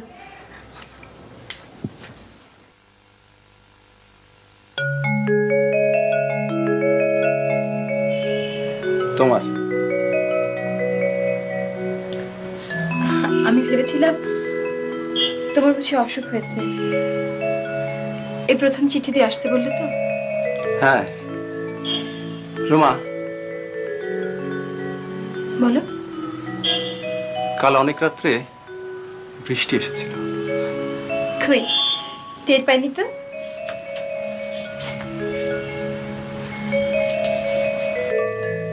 অথচ একদিকে চারটা ঢাকা পড়েনি, জ্যোৎস্না ধুয়েতে বৃষ্টি হচ্ছিল। দেখতে দেখতে কালই প্রথম গানের বদলে তোমাকে মনে পড়লো। আমি বুঝলাম তোমাকে আমি ভীষণ চাই। সেই মুহূর্তে জানলাম তোমার কাছ থেকে আমাকে সরতে হবে। কেন? তোমাকে ভালোবাসি সেই জন্যই। কিন্তু কেন? কারণ ভালোবাসার জন্য জীবন নয়, জীবনের জন্যই ভালোবাসা। আমি জীবন পালানো মানুষ, তুমি জীবন আঁকড়ানো মানুষ। দুজন দু মেরুর বাসিন্দা, একজন আরেকজনকে ভালোবাসতে পারে, ঘর বাঁধতে পারে না। একজন বাইরের মানুষ, আরেকজন ঘরের। গান জীবনের জন্য, অথচ গানই আমার জীবন। তুমি আমাকে নিয়ে ক্লান্ত হয়ে যাবে, তুমি চাইবে আমাকে সারা জীবনে, অথচ আমি হব শুধু কারুকাজ। কারুকাজ বিশেষ সময়ের জন্য, সব সময়ের জন্য নয় রুমা। তুমি তো জানো, তুমি নেই এমন একটা অবস্থার কথা ভাবলে আমার আমার নিঃশ্বাস বন্ধ হয়ে আসে। রুমা থাকে না না? ও হ্যাঁ হ্যাঁ, ও ও ও তো রুমাই। আর এ হচ্ছে ওই যে আমার বন্ধু মোস্তফা মল্লিক, সেই মোস্তফা মল্লিকের ছেলে। কি নামটা জানো? হাবলু। জি, আমার নাম মামুন। হ্যাঁ মামুন। ও হ্যাঁ হ্যাঁ হ্যাঁ, আমার ভাবি সাহেব মানে তোমার আম্মা তাই তো লিখেছেন। জানো, এই তোমার আব্বা আর আমি আমরা একই দিনে বিয়ে করেছিলাম। তোমার আর আমার বড় ছেলের জন্ম খুব কাছাকাছি। তারপরে সেই যে আমি বিদেশে চলে গেলাম, কি কারণে যেন অনেকদিন থেকেও গেলাম সেখানে। তারপর কি হলো, আস্তে আস্তে আমাদের যোগাযোগটা কোথা দিয়ে কমে গেল। সেটাকে বুঝলে, সেই ওই বুঝিমা আমার বন্ধু মোস্তফা মল্লিক, ও বেটা আমাকে কিছু খবর না দিয়ে মরে গেল। আর এই দেখো, ওই তার ছেলে ওই বাবলু আমার কাছে এসছে। তাই না বাবলু? বাবা, বাবলু না, মামুন। ও হ্যাঁ হ্যাঁ হ্যাঁ, মামুন। মামুন, এই মামুন আমাদের বাড়িতে থাকবে, ও বুচিকে পড়াবে আর আমি ওর পড়ার খরচ চালাবো। তাহলে হাবলু, আমি সব কথা বলে দিয়েছি সবাইকে। এখন ওহো, ওই আমার ছেলেগুলো বসে রয়েছে, দেখে বলো। বাবা, ওরা তো চলে গেছে। চলে গেছে নাকি? কেন কেন? আরে ওরা তো বড্ড ফাঁকিবাজ হয়ে গেছে। এভাবে তো ওরা কিছু শিখবে না, কিছু জানতে পারবে না, নিজেকে চিনবে না। নিজেকে না চিনলে একটা গোলক ধাঁধার ভিতরে থেকে যাবে। না যাই, আমি ওই বইটা আরেকবার হাতে দেখি ওর ভিতরে কি সব আছে। লাভলু, তুমি তুমি একটু বসো, যেও না এখন। আরে তুমি না মামুন ভাই কাছ থেকে যেতে বললে? ও হ্যাঁ হ্যাঁ, তাহলে তুমি থেকেই যেও। বাবা, 6টায় তোমার মিটিং আছে। ও হ্যাঁ হ্যাঁ হ্যাঁ, মিটিং মিটিং। এখন আর কাউকে চিনবে না। চলো বাবা।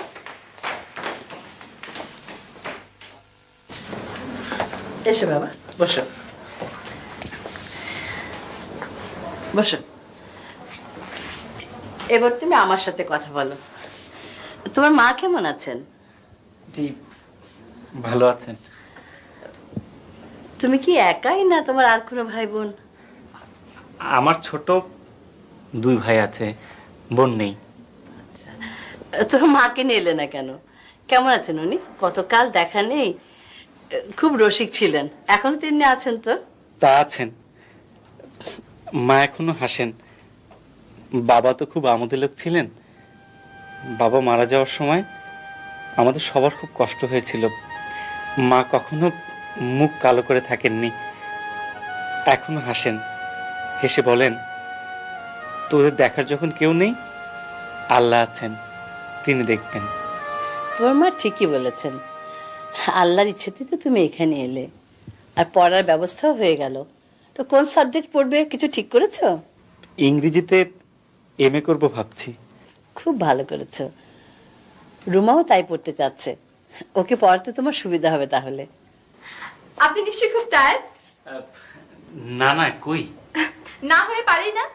একে তো জার্নি, তারপর বাবার ওই সব নানা রকম নামকরণের সাথে আন্ডারস্ট্যান্ডিং। তোমার চাচার মনে যখন যে নাম ওঠে তাই বলেই ডাকেন, তুমি কিছু মনে করো না বাবা। না না, সবগুলোই আদরের নাম। কি যে বলেন না আপনি, বুচি বুচি একটা আদরের নাম হলো। তাছাড়া আমি কি বুচি? দেখুন তো তাকিয়ে, কই দেখুন। কেন জ্বালাচ্ছিস সুমা? তার চেয়ে বরং ওর জন্য একটা রুম টুমের ব্যবস্থা দেখ। ওহো, ভুল হয়ে গেছে। আচ্ছা কই, আপনার সাথে তো মালপত্র কিছু দেখলাম না? এসে একটা হোটেলে উঠে তারপর বাসা খুঁজতে বেরিয়েছিলাম তো। ও, তাহলে আপনি যান, এক্ষুনি ওগুলো নিয়ে আসুন। বেশ। আচ্ছা না থাক। আচ্ছা জি।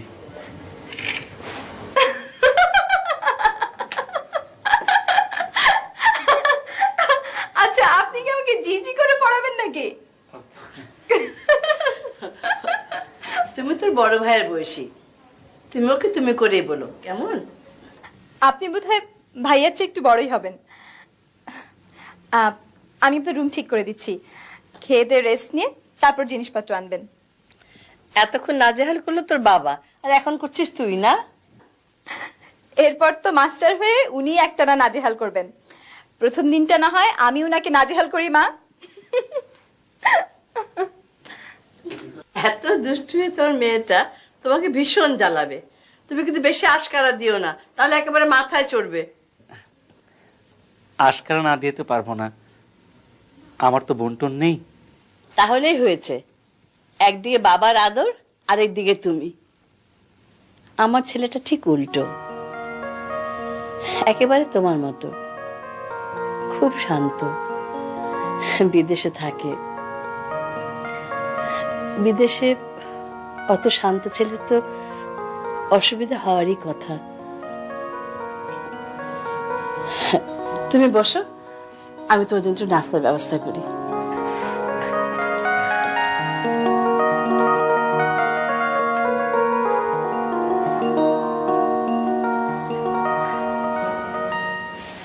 মামুনের কথা বলছিলাম, আমাদের এখন বয়স হয়েছে, আপদে বিপদে কাজে লাগবে।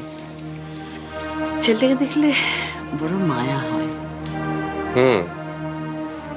ছেলেটাকে আমারও খুব পছন্দ। ওর মা বড় আশা করে আমাদের কাছে পাঠিয়েছে। ওর বাবা বন্ধু হিসাবে খুবই আন্তরিক ছিল। সত্যি যদি বেঁচে থাকতো তাহলে ছেলেটাকে এভাবে আমাদের কাছে আসতে হতো না। সবই ভাগ্য। রুমা কিন্তু ওকে টিচার হিসেবে পেয়ে খুব খুশি হয়েছে।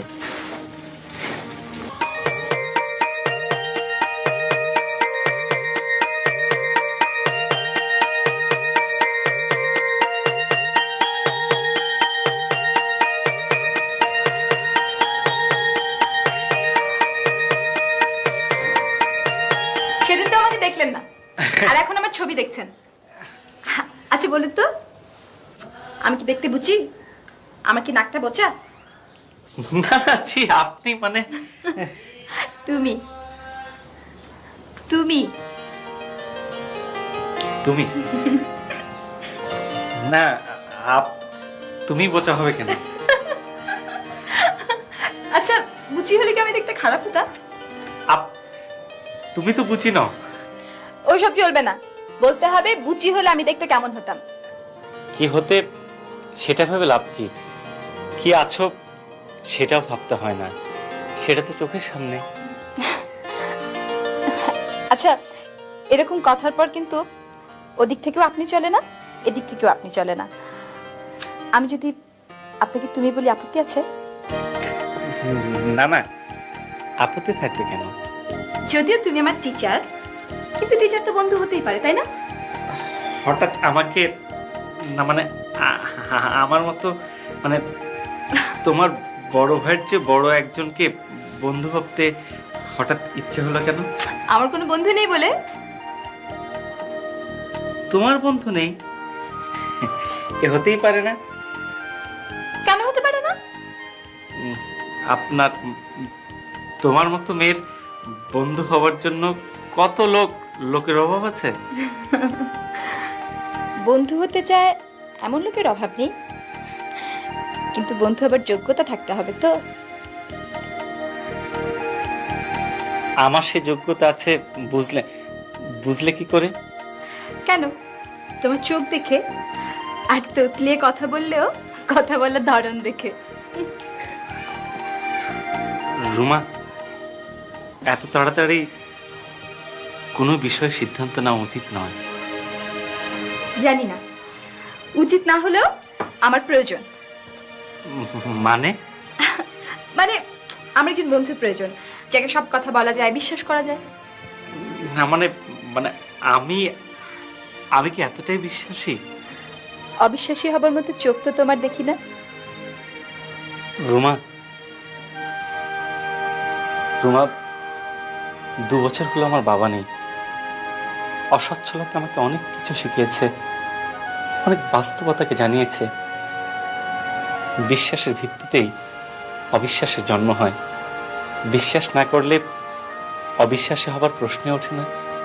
আমাকে আমাকে এসবের বাইরে রাখলে আমি আমি তোমার কাছে অনেক সহজ হতে পারবো। কিন্তু আমার যে কাউকে সব কথা বলতে ইচ্ছে করে। কি কথা? ওর কথা। মাম ভাই, চলো তোমার ঘরে গিয়ে বসি। মানে আমি চাচা, তুমি খাবারের ট্রেটা না মামুন ভাই রুমে নিয়ে এসো। হ্যাঁ, আচ্ছা। চলো।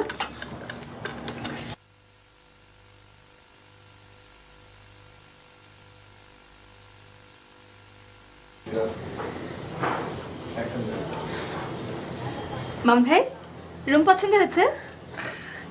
হাসছো কেন? কিছু না। কিছু মনে করো না। কেউ কোনো কথা এড়িয়ে গেলে আমার কিন্তু ভীষণ অপমান বোধ হয়। রেগে গেল? জীবন একটা খরস্রোতা নদীর মতো, দুঃখের পরেও তার চলা থামে না। দুঃখকে সঙ্গে নিয়েই চলে। তোমার কাছ থেকে সরে যাবার পরও বৃষ্টি ধোয়া জ্যোৎস্নার রাত আরো আসবে।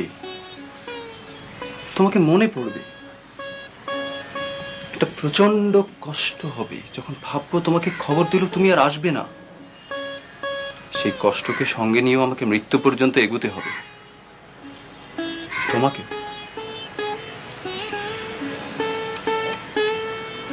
তুমি তুমি আমাকে এভাবে ফিরিয়ে দেবে? না রোমা, না।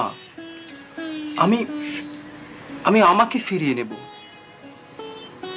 তোমাকে আমার ঘরে নিয়ে আসার পর একদিন যখন বুঝবে এ মানুষটা জীবনের মানুষ নয়, জীবনের মাঝে জীবন বিভাগী, তখন তুমি কষ্ট পাবে।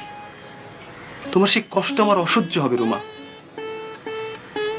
সেদিন আমার কোনো সান্ত্বনা থাকবে না। আমি কোনোদিন তোমার চোখেও পড়বো না রুমা। আমি তোমাকে স্মৃতির কষ্ট দিতে চাই না। তোমার কি ধারণা তোমার সাথে দেখা না হলে আমি তোমাকে ভুলে যাব?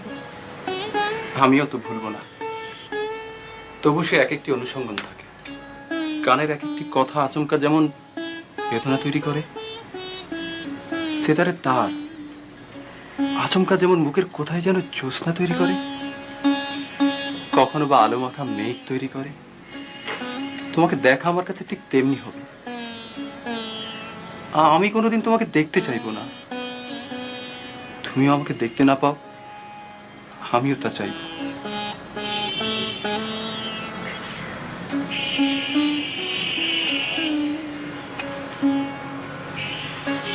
রুমা,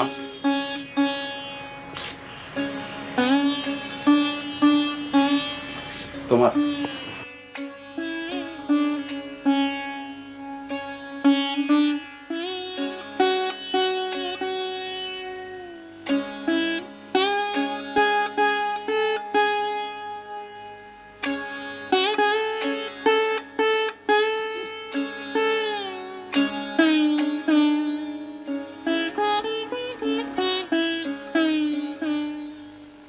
কাল রাতে যখন তুই আমাকে সব কথা খুলে বললি,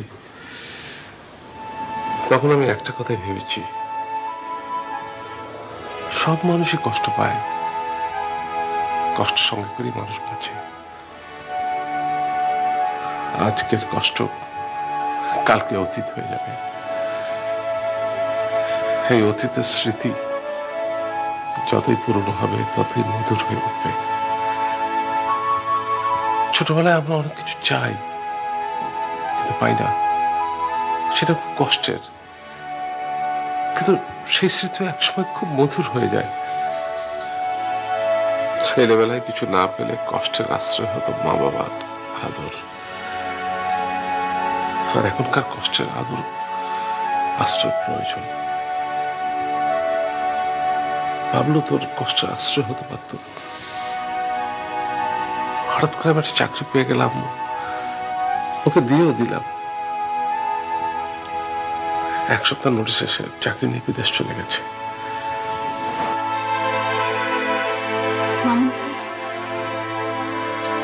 মামুন ভাই বিদেশ চলে গেছে? সেই মামুনকে এখন তোর বড্ড প্রয়োজন ছিল রে মা। মামুন ভাই আমার কষ্টের আশ্রয় হতে পারত। ওই একটা মানুষ, সে আমাকে শাসন করতে পারত, আমার কষ্টগুলোর সঙ্গী হতে পারত। হ্যাঁ, যখন যাকে প্রয়োজন সে কাছে থাকে না। মামুনের যখন প্রয়োজন ছিল তার বাবাকে, তার বাবা কাছে ছিল না।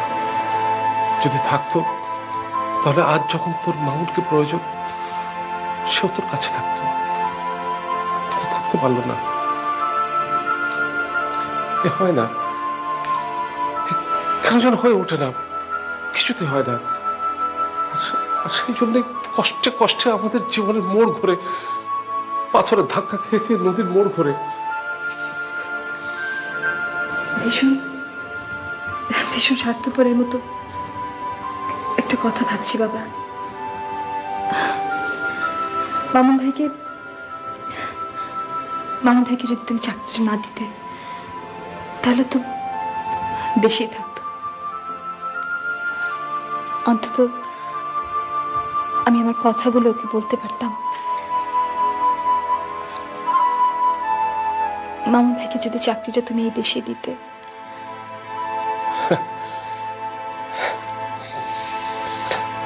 তাহলে তো পৃথিবীর সব নদী সোজা সরল রেখায় সমুদ্রে গিয়ে পড়তো মা। তাহলে তো পৃথিবীর সব দেশের ইতিহাস এক হয়ে যেত, ইতিহাসের বই চটি বই হয়ে যেত, সব নদী একরকম হয়ে যেত মা। সব বুঝি আমি বাবা, সব বুঝি, কিন্তু মনটাকে তো বোঝাতে পারি না।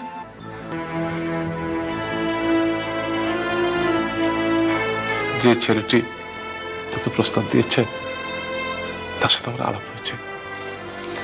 আমার মনে হয়েছে ও তোর সুখ দুঃখের আশ্রয় হতে পারবে।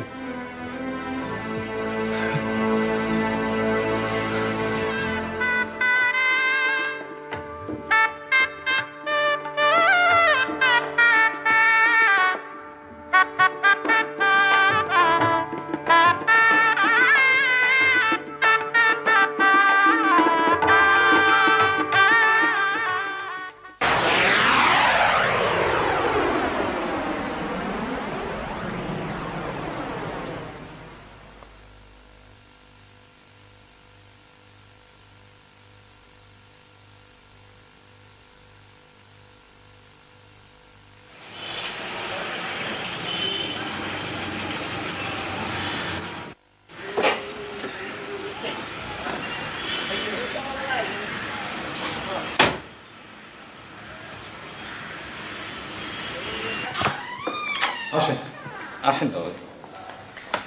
তারপর আমি চেঁচে, তোমরা সব ভালো? আমরা ভালোই আছি, তবে তবে কি, চাচা চাচি রুমা ওরা কই? সাহেব বেগম সাহেব ডাক্তারের পরামর্শে হাওয়া বদলাতে কক্সবাজার গেছে, আর রুমামা বাসায় আছে।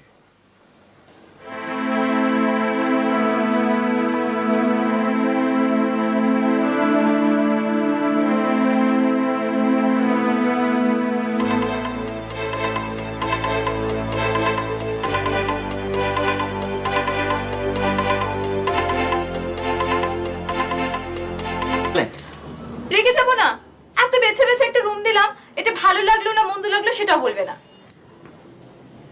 ভালো লেগেছে। ব্যাস মিটে গেল। এতক্ষণ ধরে এত উল্টাপাল্টা করছিলে কেন? তোমার রাগটা দেখলাম।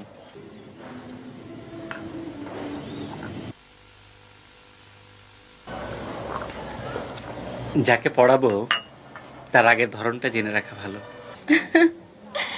এরকম সোজাসুজি কথা বললে আমার ভালো লাগে, কারণ সোজাসুজি কথা ছাড়া বন্ধুত্ব হয় না। আবার হাসছো কেন? শুধু নিজের কথা বলার জন্য যে বন্ধুত্ব, সে বন্ধুত্ব টেকে না। খুব বললো একটা কথা। কেন, এরকম অনেক কথা আছে না যেটা বাবাকে বলা যায় না, মাকে বলা যায় না, স্বামী স্ত্রীকেও বলা যায় না, আবার প্রেমিক প্রেমিকাকেও বলা যায় না, কিন্তু বন্ধুকে বলা যায়। এমন কথা কি তোমার আছে? আছে। আমি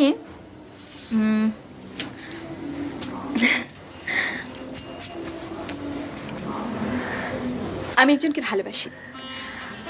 আমার প্রতি মুহূর্তে মনে হয় তাকে ছাড়া আমি বাঁচব না। বিশ্বাস হচ্ছে না আমার কথাগুলো?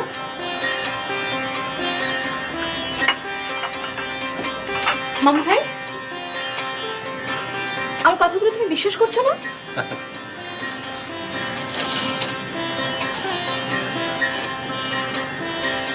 কি কি কারণে বিশ্বাস হলো না আমাকে বলো। আচ্ছা, তুমি কি আমার কথাগুলো এই বয়সের একটা স্বাভাবিক ঘটনা হিসেবে দেখছো? ধরো যদি ওকে আমি না পাই। না পাওয়ার কোনো প্রশ্নই ওঠে না। কেন? কারণ তোমাকে বিয়ে করতে চাইবে না, এমন বোকা ছেলে নিশ্চয়ই সে নয়। কি কি কারণে আমাকে বিয়ে করতে চাইবেই, সে কারণগুলো তুমি বলো। কারণগুলো তুমি আমার চেয়ে নিজেই খুব ভালো জানো। তবু তুমি বলো, আমার জানার মধ্যে ভুলও থাকতে পারে। যেমন তুমি সুন্দরী, শিক্ষিত হতে যাচ্ছ, তোমার দাদাজানের বিরাট সম্পত্তি তোমার বাবাজান তো পেয়েছেনই, তারপর তিনি আরো বাড়িয়েছেন। এরপর তো আর কোনো কথা থাকে না। আমিও এরকমই ভেবেছিলাম, আমার সঙ্গে সব মিলে গেল। তাহলে আচ্ছা, যদি সে ছেলে এমন হয় যার এসবের প্রতি কোনো আকর্ষণই নেই,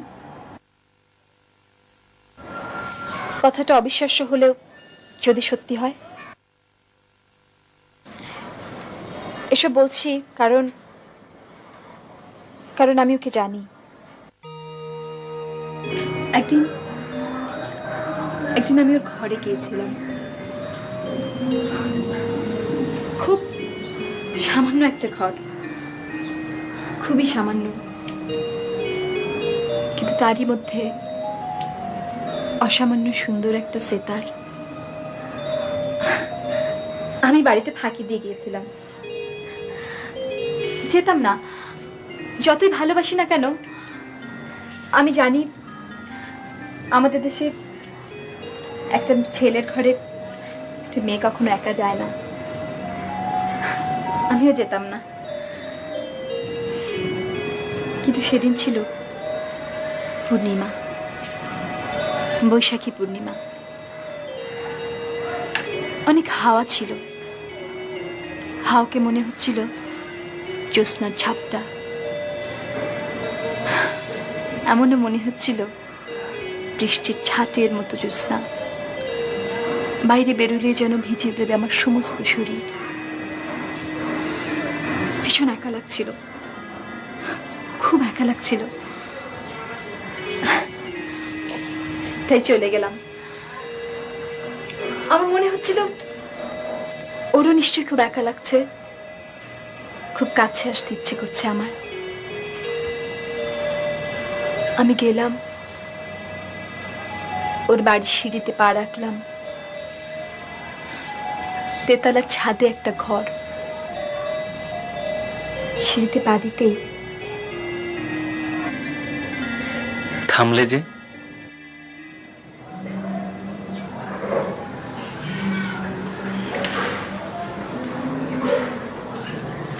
ওর ঘরের সামনে খোলা ছাদে জ্যোৎস্না যেন কাঁদে।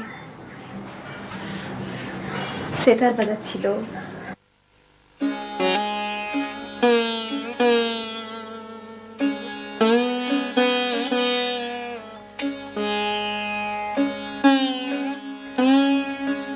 ওর সুরের ছোঁয়ায় জ্যোৎস্না যেন মনে মনে কাঁদছিল।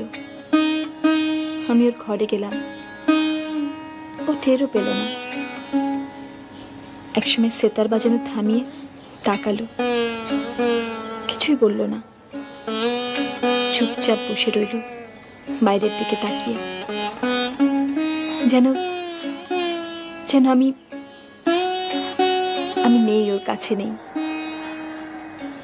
ওর মনে নেই, ওর কোথাও নেই। একসময় বললাম আসি, জবাবও পেলাম না। বুঝলাম এরকম জ্যোৎস্নায় আমি ওর কাছে তুচ্ছ হয়ে গিয়েছি, আর ও আমার কাছে সব।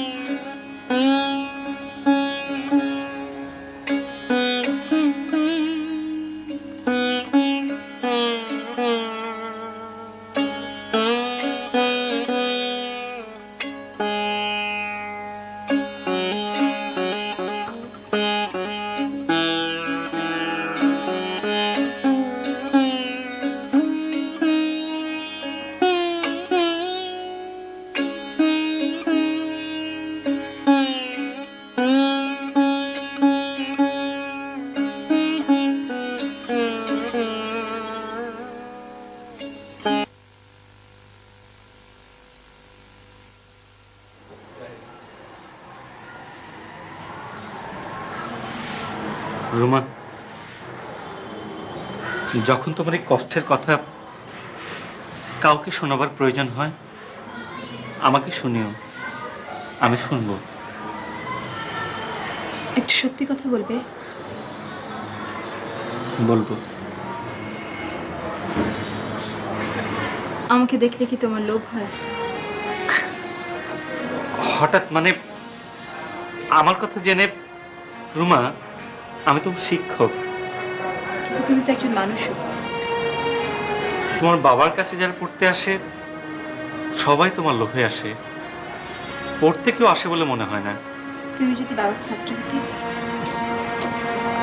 রুমা, রুমা, আমাকে তোমার ব্যক্তিগত ব্যাপারে জড়িও না, আমাকে বিব্রত করো না।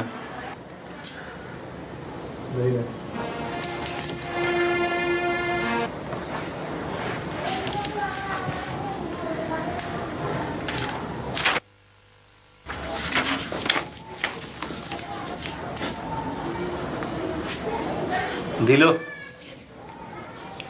উপলক্ষ? এমনি কিছু বললো? বললো আমাকে খুব ভালোবাসে। যাক, আজ তাহলে পড়াশোনা হবে। অন্যদিন পড়ি না? পড়ো, পড়া হয় না, আজ পড়াশোনা হবে। পড়াশোনা না করলে বা কি ক্ষতি? কথায় কথায় ওর কাছেও কি এমনি রেখে যাও? আমি রেগে গেলে বুঝি তোমার ভালো লাগে না? না লাগে না, মায়া লাগে। কেন মায়া লাগে? কেন? রাগ ততক্ষণ ভালো যতক্ষণ তাকে মর্ম বোঝে, সে রাগকে কেউ আশ্রয় দেয়। তুমি কি আমার রাগের মর্ম বোঝো?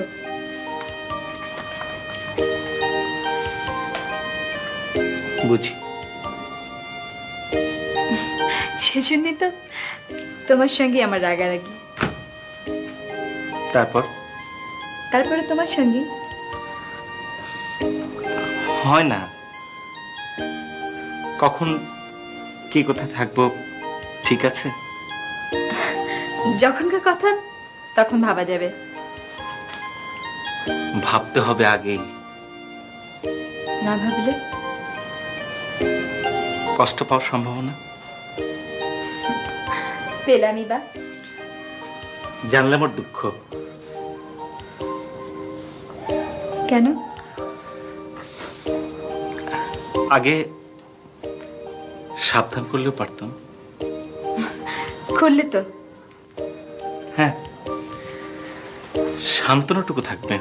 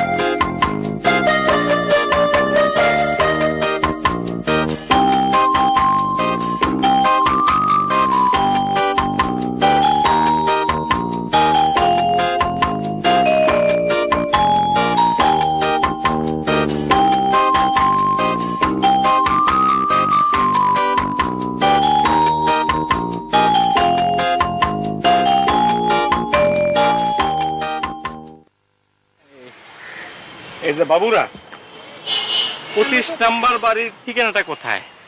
25 নাম্বার রোমান্টিদের বাসা।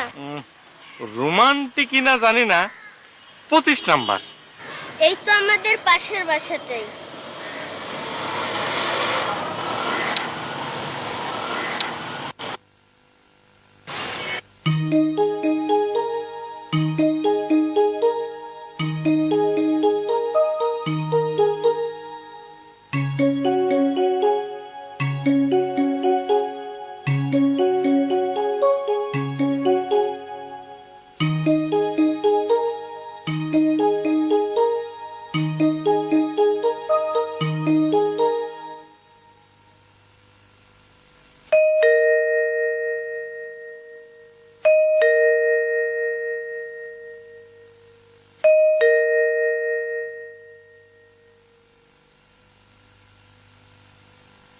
কেউ একজন জানা, দরজাটা খুলে দে। তুই জানা, এখন গেলে স্যার রাগ করবেন। পেয়ে গেছি পেয়ে গেছি পেয়ে গেছি। হ্যাঁ হ্যাঁ, এই বইটা বুঝলে, এই বইটা মোটামুটি আমাদের ইতিহাসটা ধরতে পেরেছে।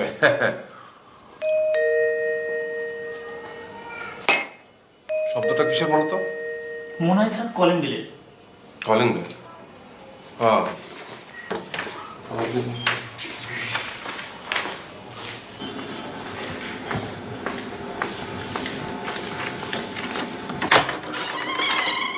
আসসালামু আলাইকুম। এসো এসো, তো দেরি করলে কেন? জি না, মানে আমি এসো এসো, পড়াশোনার ব্যাপারে আরো পাংচুয়াল হওয়া প্রয়োজন।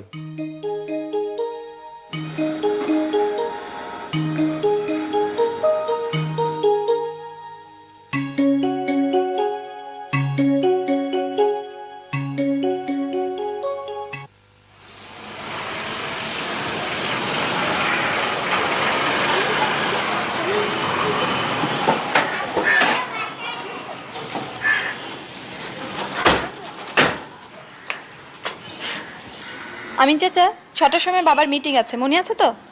আমার মনে আছে ঠিকই, সাহেবের মনে আছে কিনা দেখো যে। করিম মিয়া, সাহেব কিন্তু 6টার সময় বেরোবে, তুমি তৈরি থেকো।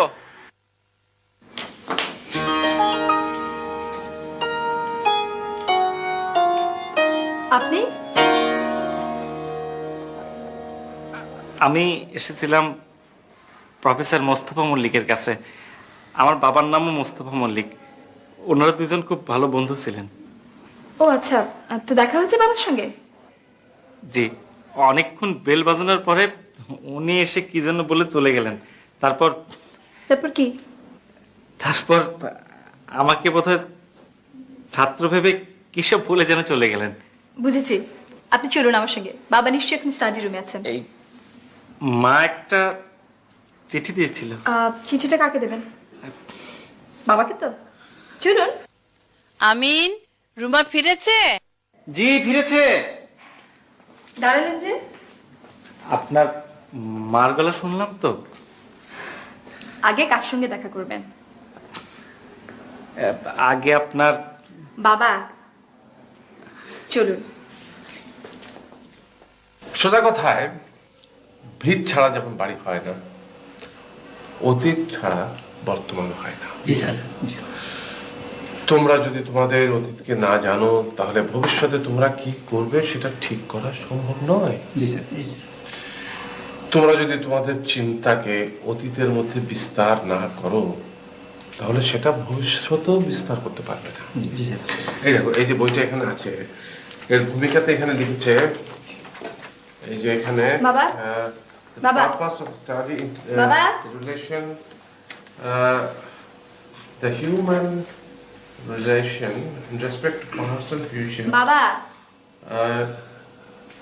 কি ব্যাপার, আমি কি তোমাদের সাথে কোনো রসিকতা করেছি? না স্যার, মানে না, তোমরা তো এমনি এমনি হাসনি, নিশ্চয়ই কোনো একটা কারণ ঘটছে। বাবা, আমি অনেকক্ষণ ধরে তোমাকে ডাকছি। হ্যাঁ, ও হ্যাঁ, আরে তাই তো বলি, হ্যাঁ, অতীতে কোনো একটা ঘটনা না ঘটলে ভবিষ্যতে তো কোনো একটা কিছু করতে পারে না। বাবা। হ্যাঁ, ইনি তোমার সঙ্গে দেখা করতে এসছেন। কেন, কি ব্যাপার? আরে কি ব্যাপার, এত দেরি কেন? এইভাবে তো পড়াশোনা হয় না। ও বাবা উনি তোমার ছাত্র নন। ও ও দেখুন, কিছু মনে করবেন না, মানে এই জি না, মানে চাচা, উনি তোমার বন্ধুর ছেলে। বন্ধু, বন্ধুর ছেলে? হ্যাঁ, ওর বাবার নামও মুস্তফা মল্লিক। মুস্তফা, মুস্তফা মল্লিক, কোথায় যেন কোথায়, মোস্তফা মল্লিক, আরে সে তো একটা আস্ত বেল্লিক। সে কোথায় কোথায়, সে এসছে নাকি? চাচা, বাবা 2 বছর হলো মারা গেছেন। ও মারা গেছে। ও মা আপনাকে একটা চিঠি দিয়েছিল।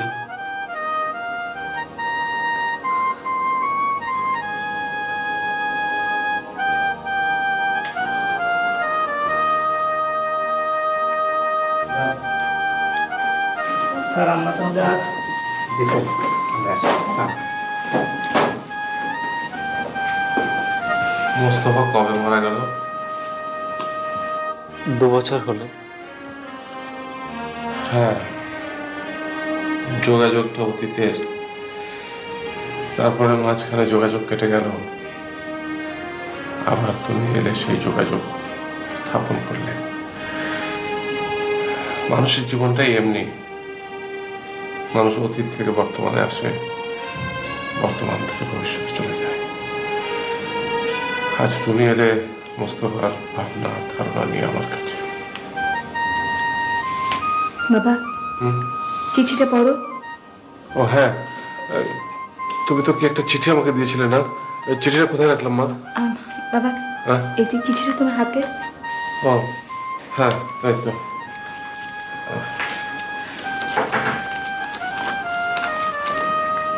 আপনি বাবার সঙ্গে কথা বলুন, মার সঙ্গে দেখা করবে নিশ্চয়ই।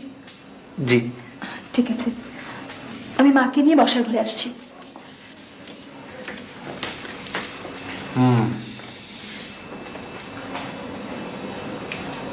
চাকরি করবে আর পড়বে। জি। তোমার থাকার ব্যবস্থা তো আমার এখানেই হতে পারে, কোনো অসুবিধা নেই, কিন্তু চাকরিটা পেতে অসুবিধা হবে। আর তুমি এক কাজ করো, আমার মেয়ে বুচিকে তুমি পড়াও। জি। হ্যাঁ, তুমি বুচিকে পড়াও, আমি তোমার পড়ার খরচটা দিব। এমনি এমনি খরচ দিলে তো সেটা আবার দান করা হয়ে যায়। মোস্তফার ছেলেকে তো আমি দান করতে পারি না, সেটা মোস্তফার অপমান হয়। আমি সেই জন্য বললাম যে তুমি পড়ার খরচটা আর্ন করো। জি। আহা, তুমি এত ঘাবড়াচ্ছ কেন? তোমাকে কাউকে কিছু বলতে হবে না, আমি সব ঠিক করে দিচ্ছি। তুমি চলো, আমার সঙ্গে চলো, তুমি আমার মেয়ে মুনিয়াকে পড়াবে। মুনিয়া, মুনিয়া, ও খেদি বুচি। দেখো না বাবা আবার সেই খেদি বুচি মুনিয়া এইসব শুরু করেছে ভদ্রলোকের সামনে। মুনিয়া ওর মা একসঙ্গে আছে। বাবাকে একটু থামো তো। তোর বাবার যা কাণ্ড। এই, আচ্ছা তুমি সেই কখন থেকে মুনিয়ে মুনিয়ে করছো কেন বলো তো? মেয়ে তো প্রায় কেঁদেই ফেলে। মা তুমি না আরেকজন, আমি আবার কাঁদলাম কখন? আচ্ছা ঠিক আছে, রুমা নামটা বলছি তোমার